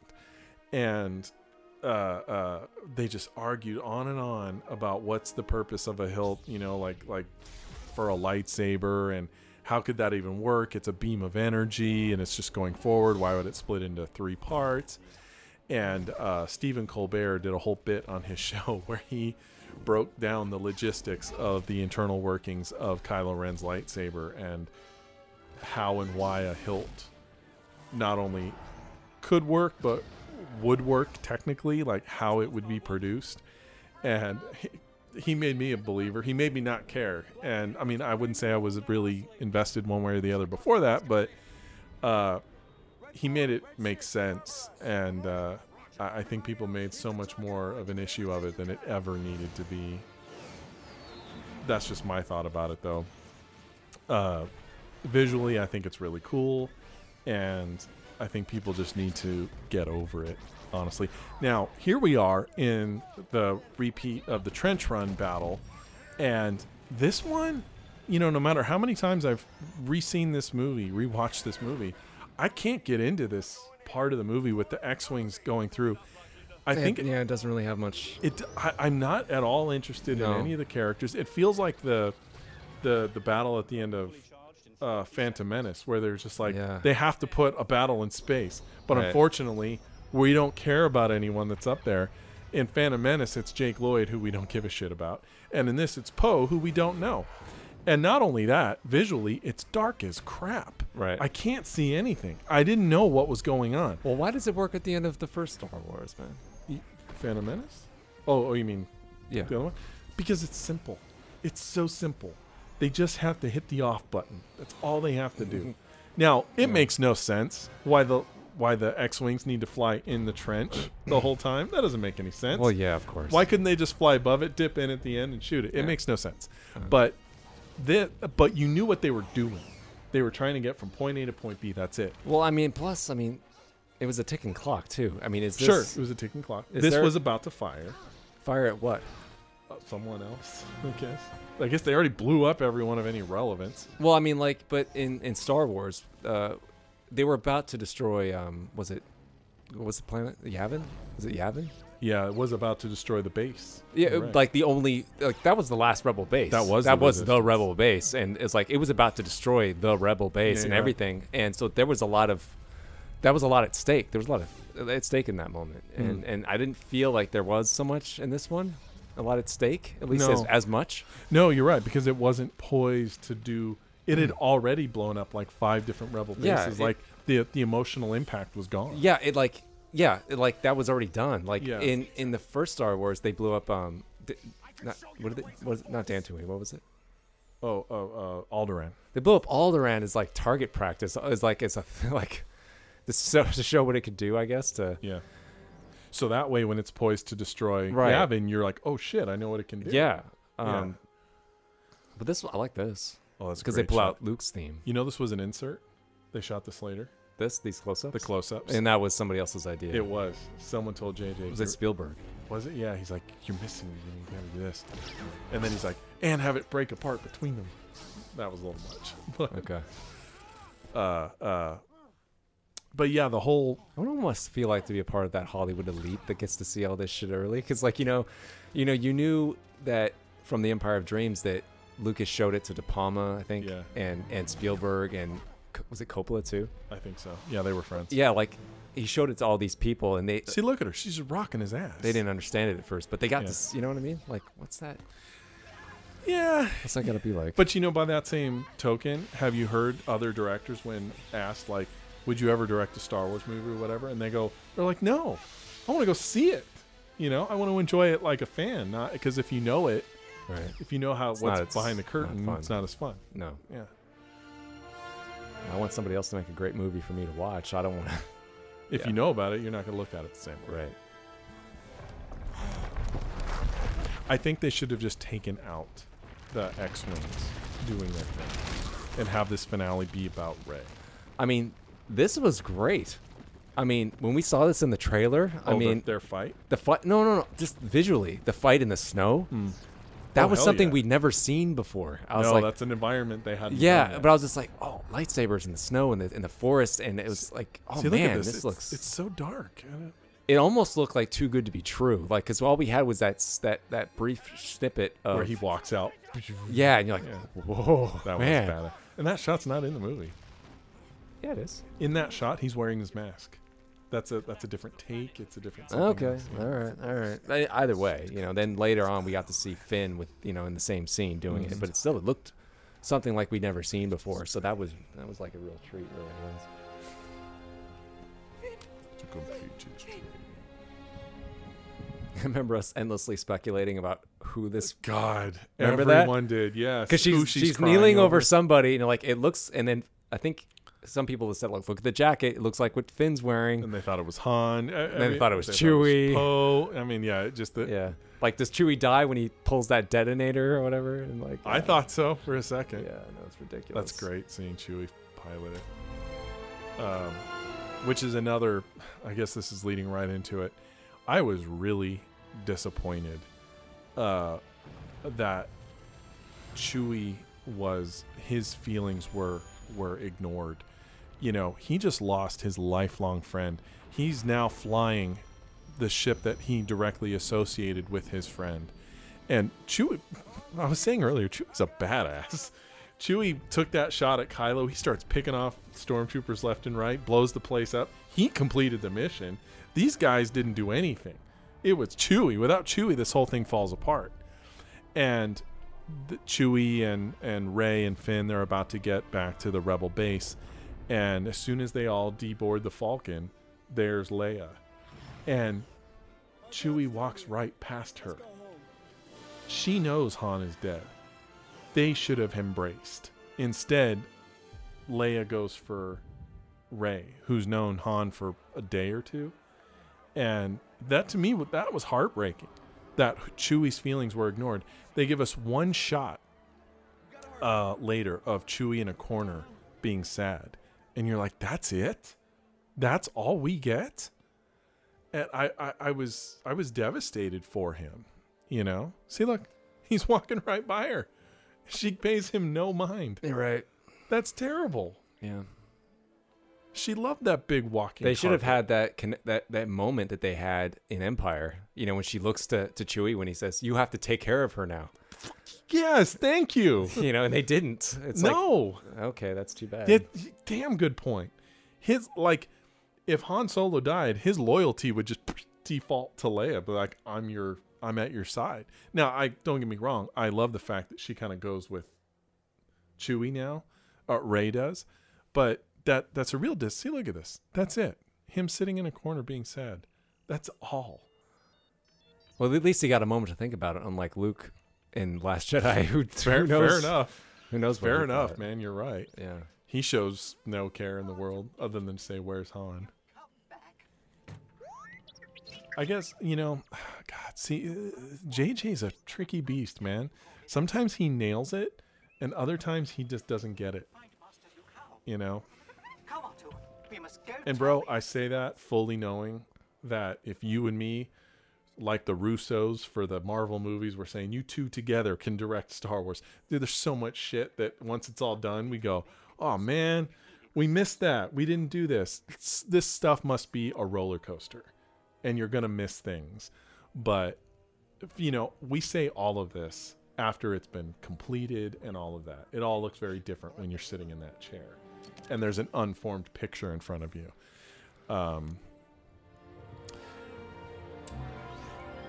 I wonder... answer this for me if you know. What is the checks and balances system? Okay. J.J. Abrams makes this movie. He shows every cut to Kathleen Kennedy, I assume, probably some others. But I would assume there's someone sitting in that preview group of people. I'm not talking about audience preview. I'm talking about, like you were saying, the insiders. Who are the insiders sitting at those previews of this movie when it's still somewhat incomplete?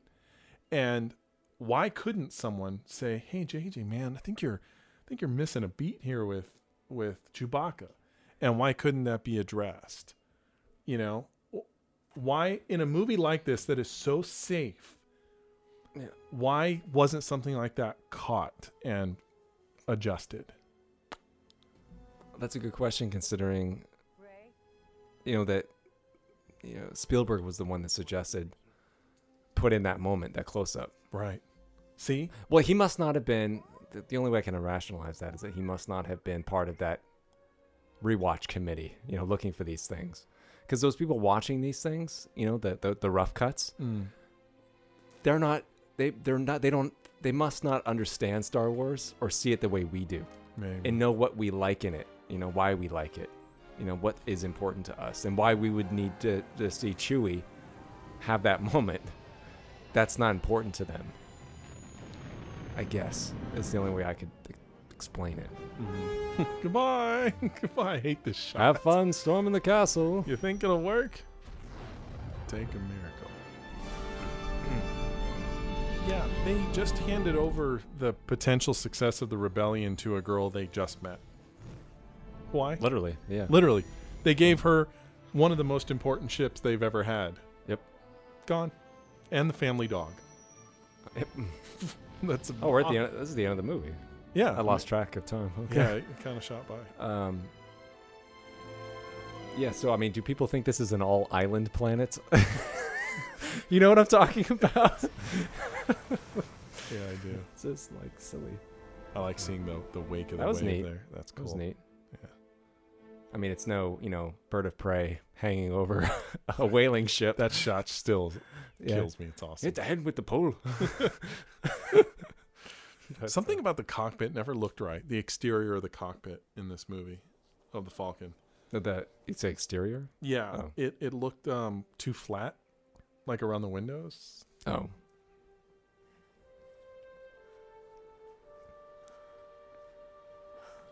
Well, I think I don't think leaving it with a cliffhanger was like the best decision. I don't think. What do you think?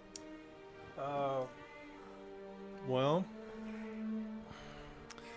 I think this is where that sort of question sort of demands you ask, should Luke have been even introduced in this movie, or should they have brought Luke in earlier? You know, like you have to change to answer that question that results in a change means changing certain elements of the movie, and they wanted to end on a cliffhanger because the best movie in the Star Wars trilogy ended in a cliffhanger, and I don't mind it ending on the cliffhanger of finding Luke right here at the end. I really don't. It wasn't a cliffhanger in the same way, though. No, but it was a cliffhanger. Literally on a cliff. Well, this one is. As he's taking a pee-pee.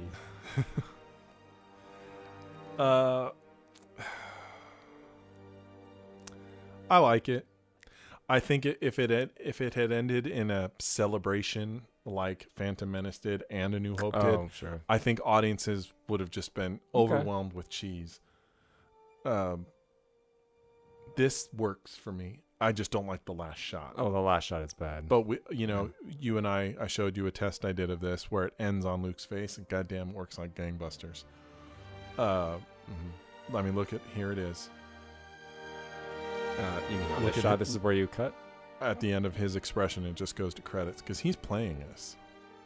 Yeah, he's emoting pretty well. This shot kills it. Yeah, that's really bad. It's bad. It has no place in this scene. It feels wrong. Yeah. I don't mind it. The fact that it ends like that, it really doesn't bother me.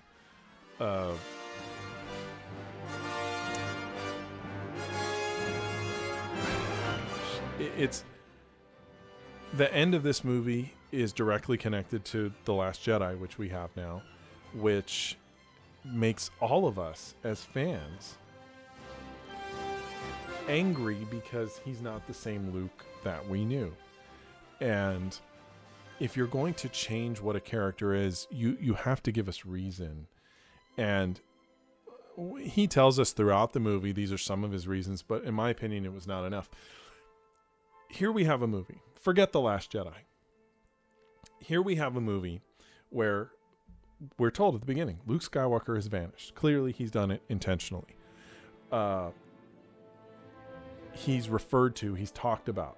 You know, there's a map that leads to him, for God's sake. Clearly he's somewhere of his own volition. And he does what all Jedi apparently do when they fuck up. They run and hide. Which, bravo. But I think J.J. Abrams talked a lot about how he wanted this movie in part to explore who he thought Luke was. But I don't think he got it. Now, I don't know what was going through J.J. Abrams' mind, but for me, Luke Skywalker he's like Joe Dirt, you know? He's all positive, you know? He can be a little whiny, but he's not a quitter, is what I'm saying. He doesn't quit. He didn't quit in A New Hope. He could have stayed behind, but no, he gets in a ship and he fights. In Empire, during the Battle of Hoth, he gets his ship knocked down. He gets out on foot and he takes down those walkers. He goes to find Yoda because he wants to continue to train. Yoda says, "Bite me, I'm not going to do it." And he's like, "I'm not afraid. I'm this. And he basically taunts him to train him. Get to Jedi. He's had his hand cut off by Vader. Do you think that stops him from going straight to the fortress of the bad guys? Hey, guys, stop your stuff. I'm here. He looks the Emperor right in the eye and tells him, "I'm going to defeat you." This guy doesn't know the meaning of the word quit, right? He defied the orders of his master, Yoda, to go save his friends because Luke is proactive.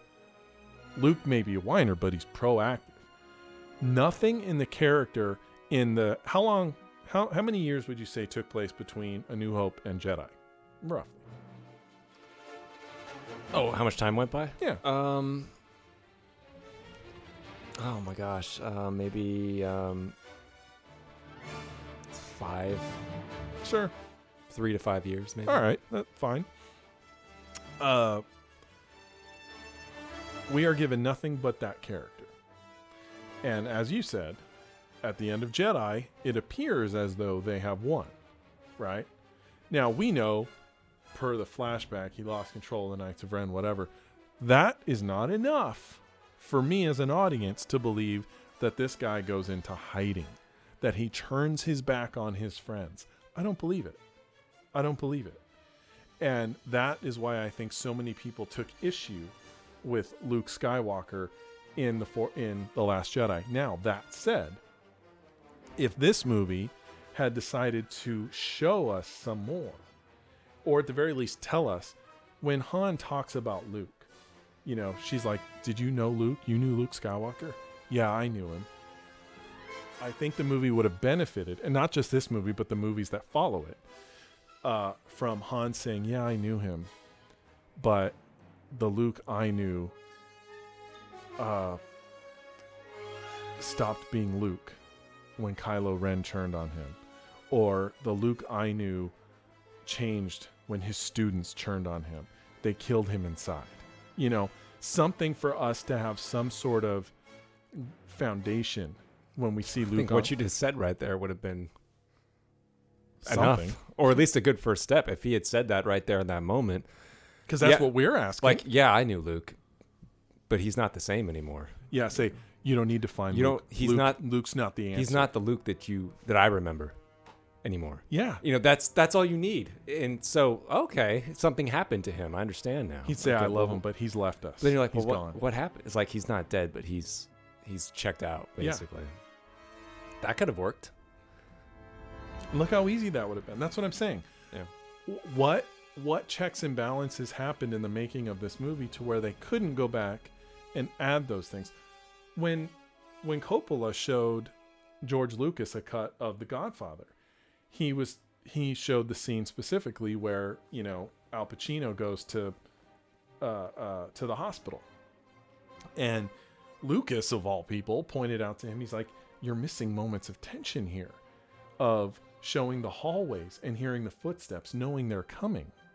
And he's like, "Well, I didn't shoot that. I don't have that." He's like, "Yes, you do." And he went back, and you know the story of this, right? Where Lucas went and got literally the last frame or two of the hallways when people had walked out of it. They just shot that stuff for coverage. And he grabbed the empty hallway frames. He's like literally, and like duplicated the frames to where if you went one frame further, you see the clap of a board and whatnot. And he added those in, elongated them, and added in the sound effect of footsteps to raise the tension. You know, and Coppola was like, "Thank you. You know, you helped make this." So when it comes to these, especially a movie like this, which is such a mystery, a movie like this that is, like you said, so committee made and so by the numbers and so safe, why don't they catch these little things, knowing that fans will sit there and go, why didn't Chewbacca get a hug from Leia? Why didn't they give us something about Luke to say why he's not the Luke that we know? Because forgetting The Last Jedi, this is clearly a Luke that is in self-imposed exile. Why? Why not give us a nugget without giving us his exact personal motivations, but give the audience something to hold on to and something to tell us what happened in these intervening 30 years? It's a big deal. I wonder why. It's, as I said, those checks aren't in place anymore. That's a good story of... But like you said, Spielberg was there. Right. I think maybe that was just an exception to the rule. I think that story you just told me with Coppola and The Godfather and Lucas, from a different time. They were younger. The Hollywood system had not become this marketing blitz of bullshit and play it by the numbers. If you want fucking culture is what you're going to get. That's not what it was yet. You had emerging auteurs. You had people coming out of an old system into a new system, So they cared. Lucas cared, still cared about making a movie, a great movie. Not necessarily what would look good on a shelf, what would sell well, It was about making the best movie possible, making that scene as tense as possible. That's not what this is anymore. That's just not what it is, It's paint by numbers, man. It's do we have all these elements in place? Do we have is the hero in place? Is she pretty enough? Do we have a black guy in the movie? Mm-hmm. Okay. Do we have a Hispanic guy in the movie? Check. Do we have nostalgic elements? Check. We have the Millennium Falcon. Check. We have Han Solo. Check. We have Princess Leia. Okay, all these elements are in place. It must be a hit. According to our market research, and from when we sampled test audiences and talked to people on the street, we have everything that they want to see. Mm-hmm. So I think it'll work. It'll make money. That's all this is, man. It's not that. It's not what it was. I mean, I totally get that, and I agree with you. But literally, they had that where Spielberg saw it and said, "You're missing a moment," and they went back and they shot the close-up of Rey and Kylo to make that shot happen. Why wasn't there more little catches? I just said it as an exception to the rule. I don't think that Spielberg was there all the time. I'm not saying they went for his approval. No, but he just popped in and checked it out and said, "Oh, I think you need this." And Spielberg comes from those guys. Yeah, he's one of those auteurs from the 70s. That came out of that. So it makes sense that he would say something like that. But I think even Spielberg now has become his own paint by numbers system. Of course, you're right. He's been more successful than Lucas with making movies, but he's almost become that, where he is the system of himself. No, I understand. You're right. Yeah. Do you think they do in secret this, or do you think they should? Like, let's say they make this movie, right? And they got a rough cut. If they don't do it, do you think they would benefit from going on to, a Star Wars forum, randomly finding 100 Star Wars fans and bringing them into a room, not even 100, 20, and say, "You guys probably represent the fanboys, right? Show them the movie and go, what's missing? Where'd we mess up?" And then fix it. Like, do you think that would actually help a movie like this? Or do you think it would get in the way?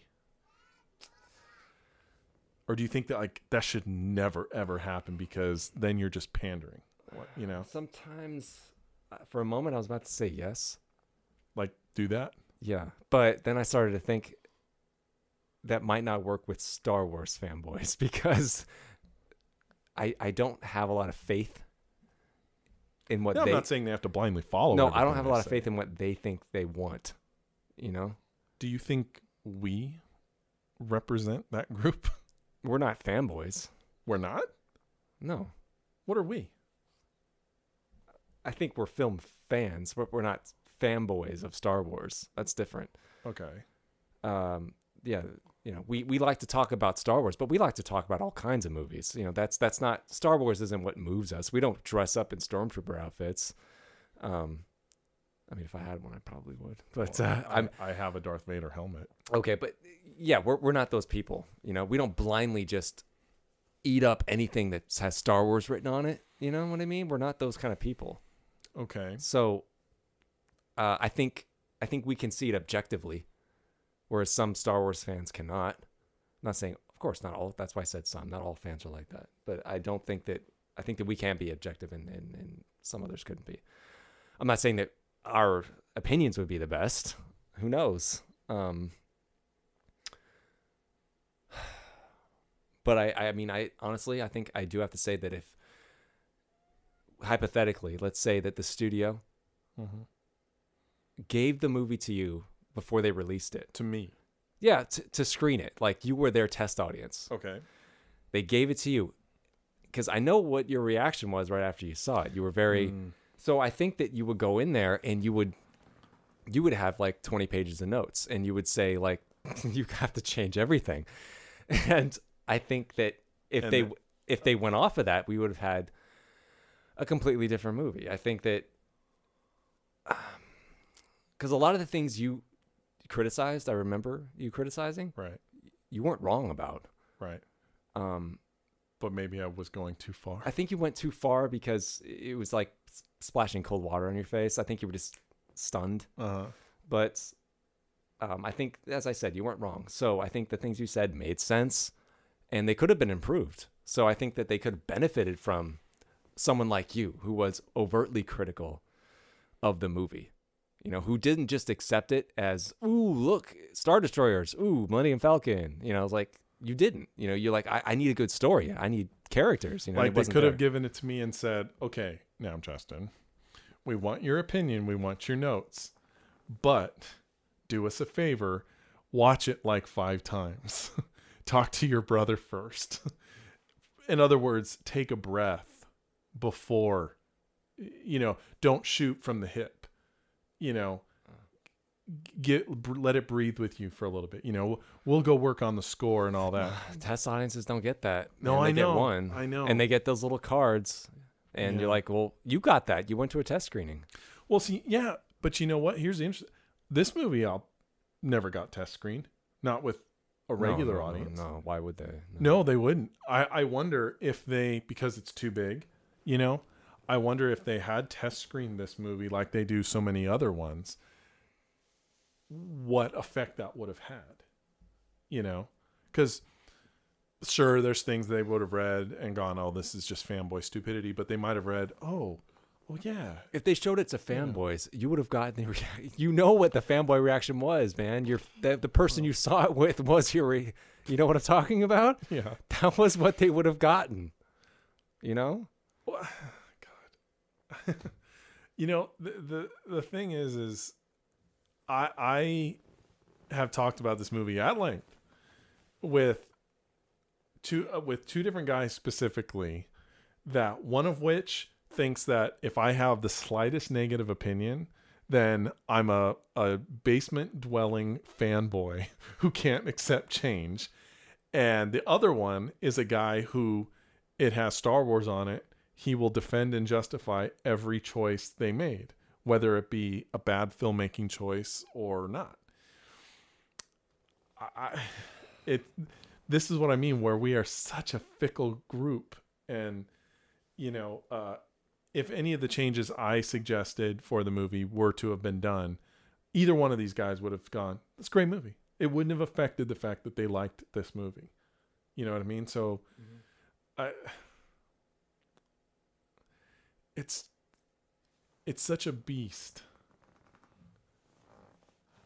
It doesn't need to be. But it is. Well, it's the fan base, the cultural ethos that's turned it into a beast, and the studio, of course, the marketing and whatnot. But it doesn't need. The story is not complex, man. No, and it doesn't need to be. So I mean, I guess that's partly our fault too, you know, for expecting so much from it, from imagining so much of what we want to see. Yeah. You know? partly to blame, I guess. Well, I mean, we're well past the end of the movie. Let me ask you something real quick though. So knowing that in a I guess you say in a first for the Star Wars movies, a director is coming back. You know,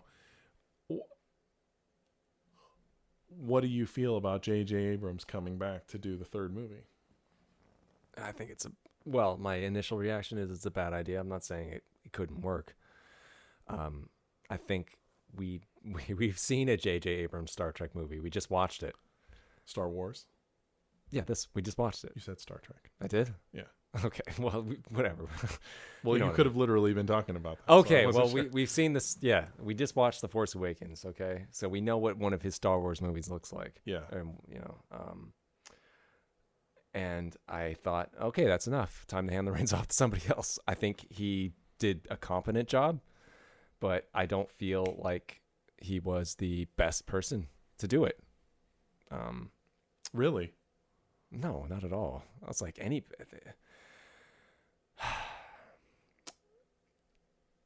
at this time in Hollywood, there's so many. It seems like the directors are directors for hire. I don't feel like there's auteurs anymore. Do you think that of Abrams? I think he is. Because when you say a director for hire, I don't think he's a director for hire. I think he is a mix of the two. I think he is, a mix of just that and an auteur. I think kind of. I mean, he's fine. I just don't think he was the best person to direct a Star Wars movie. But I mean, what do I know? But him coming back to take on the third one, considering the step that we just took with The Last Jedi, it's like, well, what's he gonna do? I mean, Rian Johnson unraveled everything that he did. Is he gonna ravel everything back up? I was literally wondering that. Is he gonna just try and ignore Force Awakens and get back to what he was doing? Yeah, it's like, is he gonna do that? It's like, well, he might. He just might. Yeah. So I don't think he's gonna care to change, say, Rey's parenting, them being no one. Yeah. But I think he's gonna probably go back to what some of the things he was trying to do or set up. Mm-hmm. I do. Well, all right. And this will be our first movie without any of the old timers. Yeah, that's true. Which feels so weird. It's like you had the big three. It was such a big deal that they came back, and now you've killed them all off 2 movies in, and you got a whole third movie in it. They're all gone. Maybe they just shouldn't have been in it. Unless they bring Lando back. Maybe. I mean, yeah, maybe all in the first movie and then that's it. Or maybe not at all. Okay, let me ask you another question. Okay. If your decision would have been the deciding factor prior to them putting, pen to page on this story, would you have wanted the original people brought back? Han, Luke, and Leia? Or would you have said, you know what, guys, do your own story. Don't bring them back. Because, you mentioned that earlier. Does Han need to be in this movie? If you had a say in it and have this movie written from the ground up, would it be about, because this movie is about Han Solo and Luke Skywalker and all that. Yes, it's introducing these new people, but it's very much about Han Solo and Leia and all that, even if their roles are in various forms. It's difficult now to answer that question because we've had 2 movies now that have had the old cast in it. I can't say that I'm not affected by nostalgia. I liked seeing Mark Hamill as Luke again. I liked seeing Harrison Ford as Han Solo. I liked it. Was it necessary? No, I don't think so. I think having in the older cast detracted from the new cast. Did you feel that? You really did? It's like, with Star Trek Generations, they did that bridge, it's like the old and the new, and it took away from TNG. It really did. It took away from the TNG cast. So why do that? You know, it's been, and there's then the feeling of putting in these characters so long after their story has been done, right? Into a place where they're not relevant anymore. You know, it's like it's been so long. You know, it's like with Indiana Jones, his story was done. You know, you don't need to throw him back in there for another thing. You don't need to throw these 3 back in here for another thing. Maybe refer to them, but you don't need to see them again. What was good about them is in the past. It's done. It's over, you know.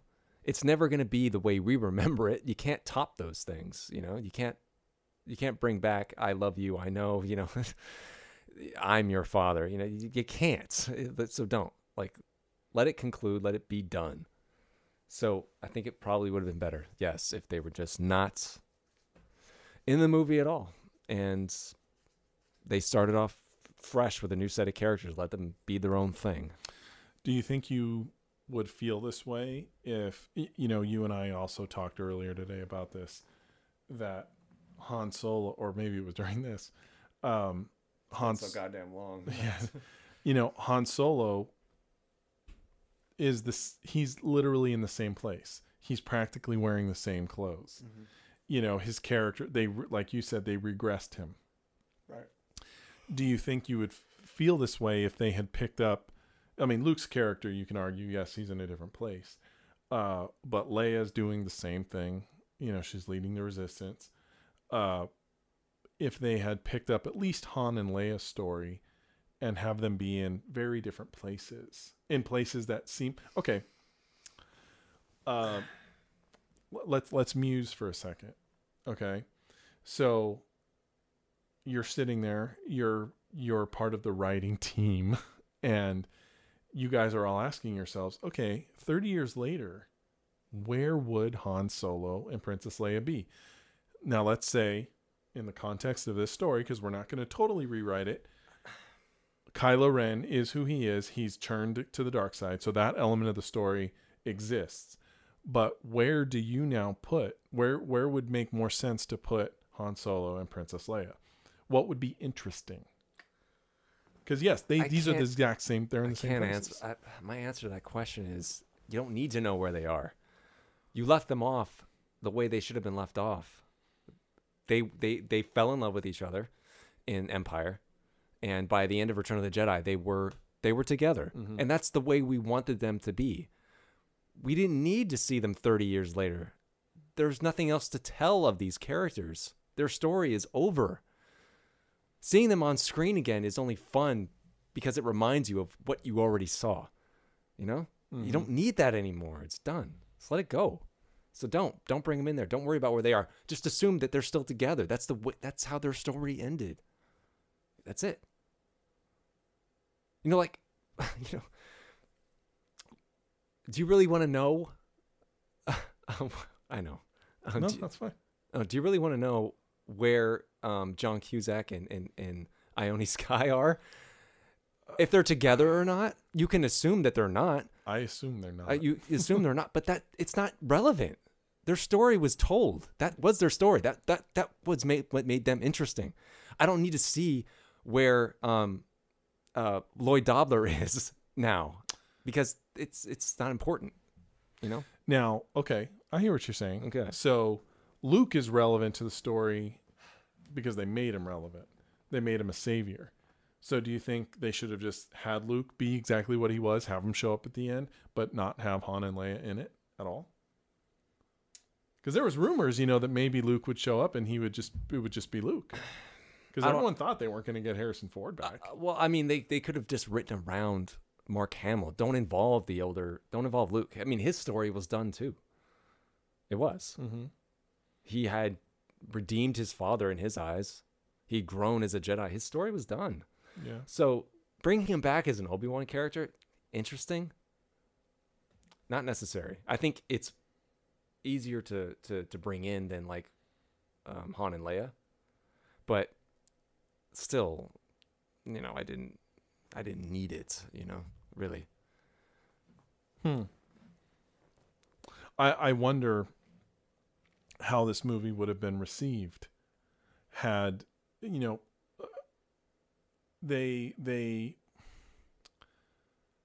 could have basically had the same story happen, only without Han Solo. You know, if you think about it, you know, okay, everything's happening. There's no Han and Leia until they get to Jakku. They get the Falcon. Instead of the Falcon, it could have just been a ship that they take.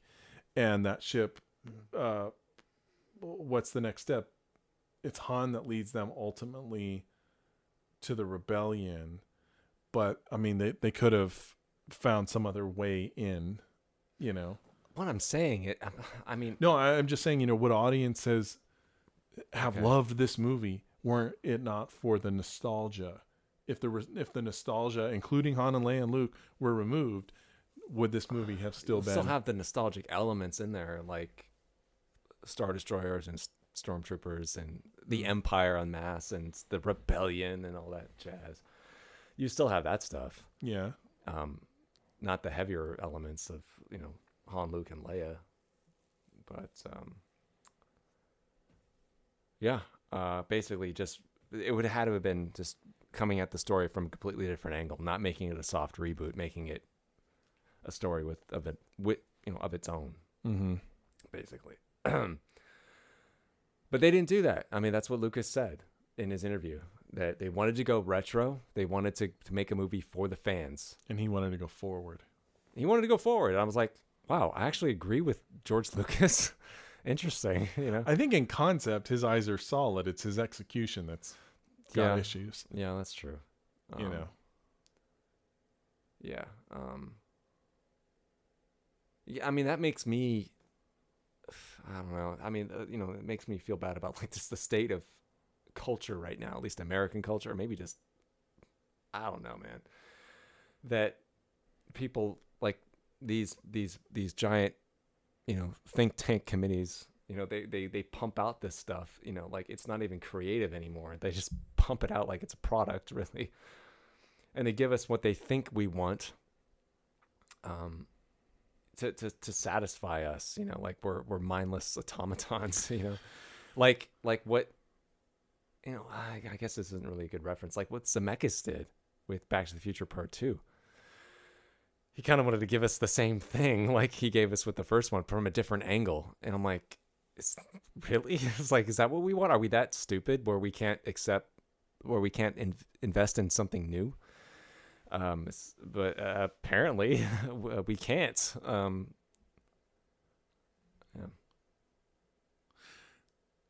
You and I have kind of mused and talked before about the fact that Star Wars, not just Star Wars, any movie, but Star Wars kind of started everything, you know, the blockbusters and all of that. Mm-hmm. And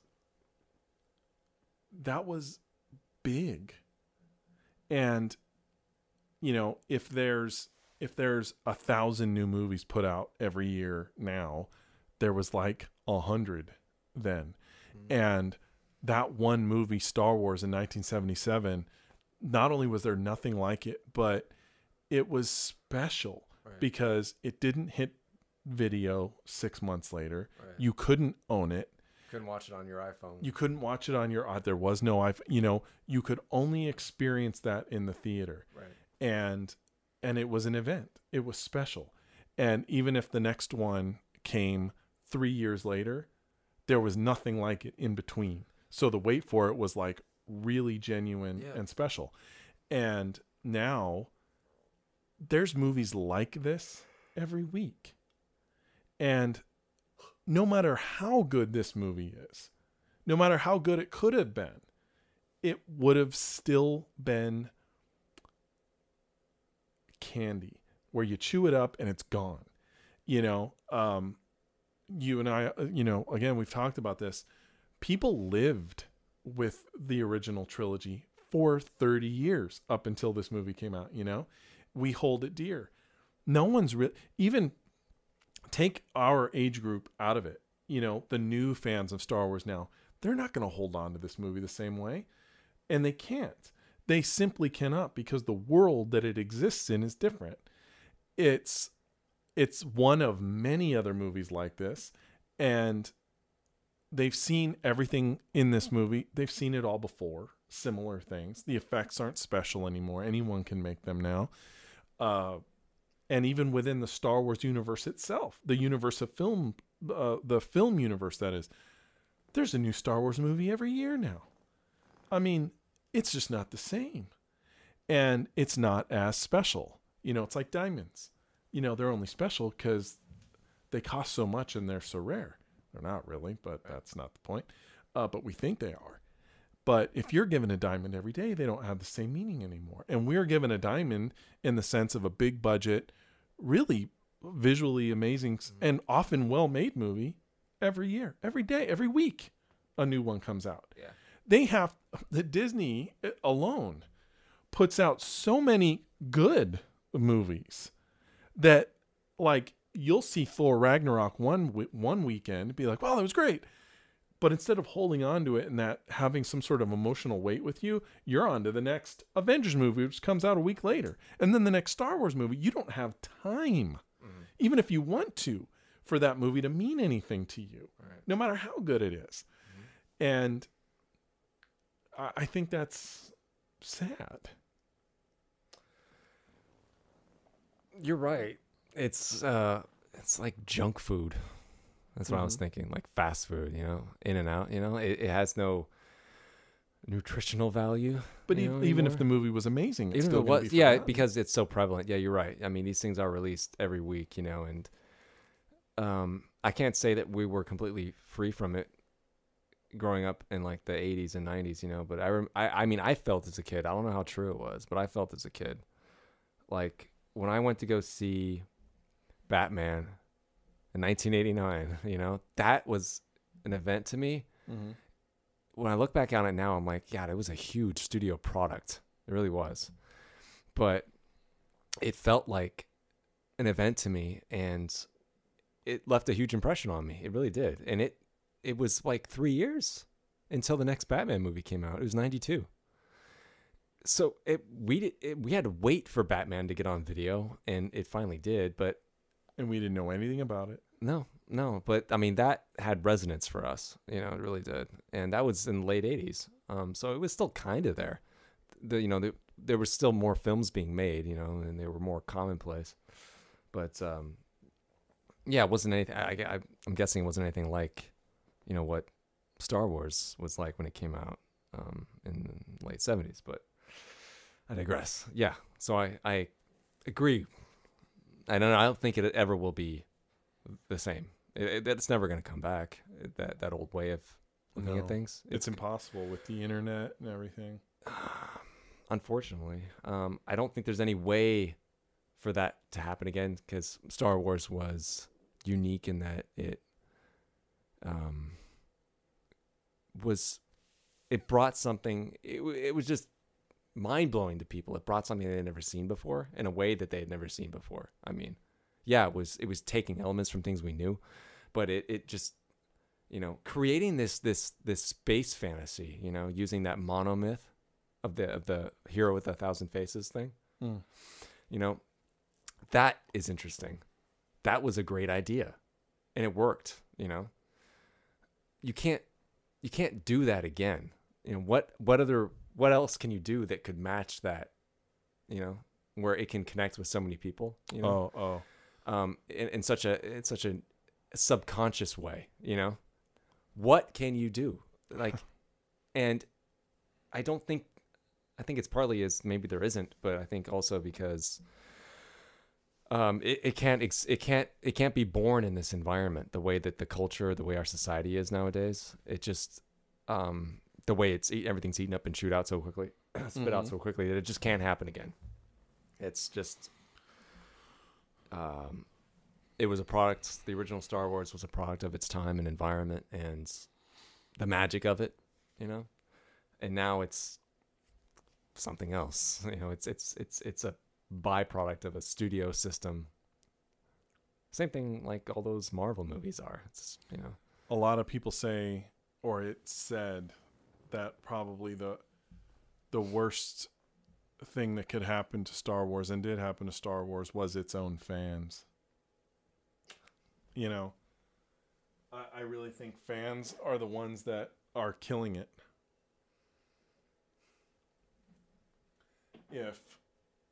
If it wasn't for the internet, I think the landscape of Star Wars would be very different.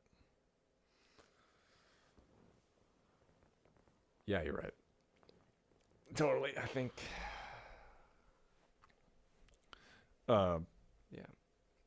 Because fans aren't storytellers. Well, not the majority of them. They're not storytellers. No. You know, they're not filmmakers.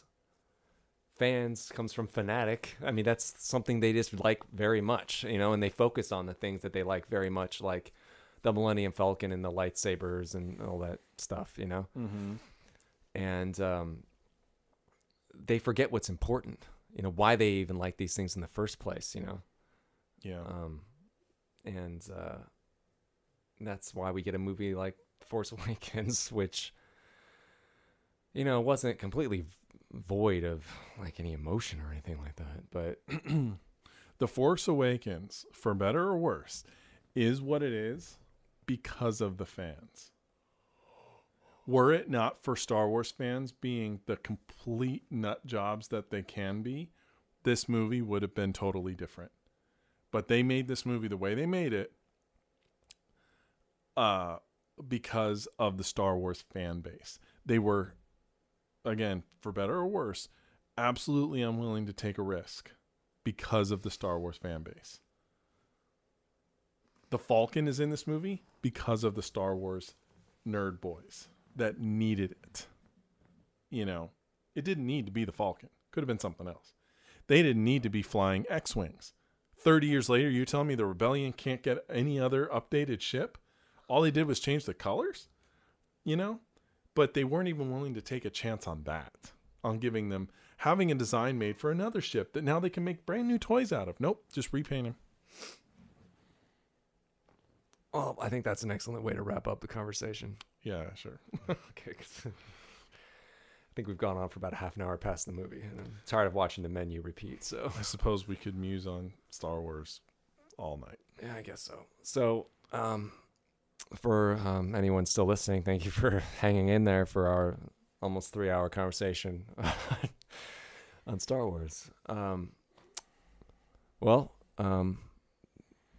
Josh with the Soulless Minions. Thank you for listening tonight. Say la vie. All right, this is Justin. Yeah, same thing. Thanks for listening. And thrilled.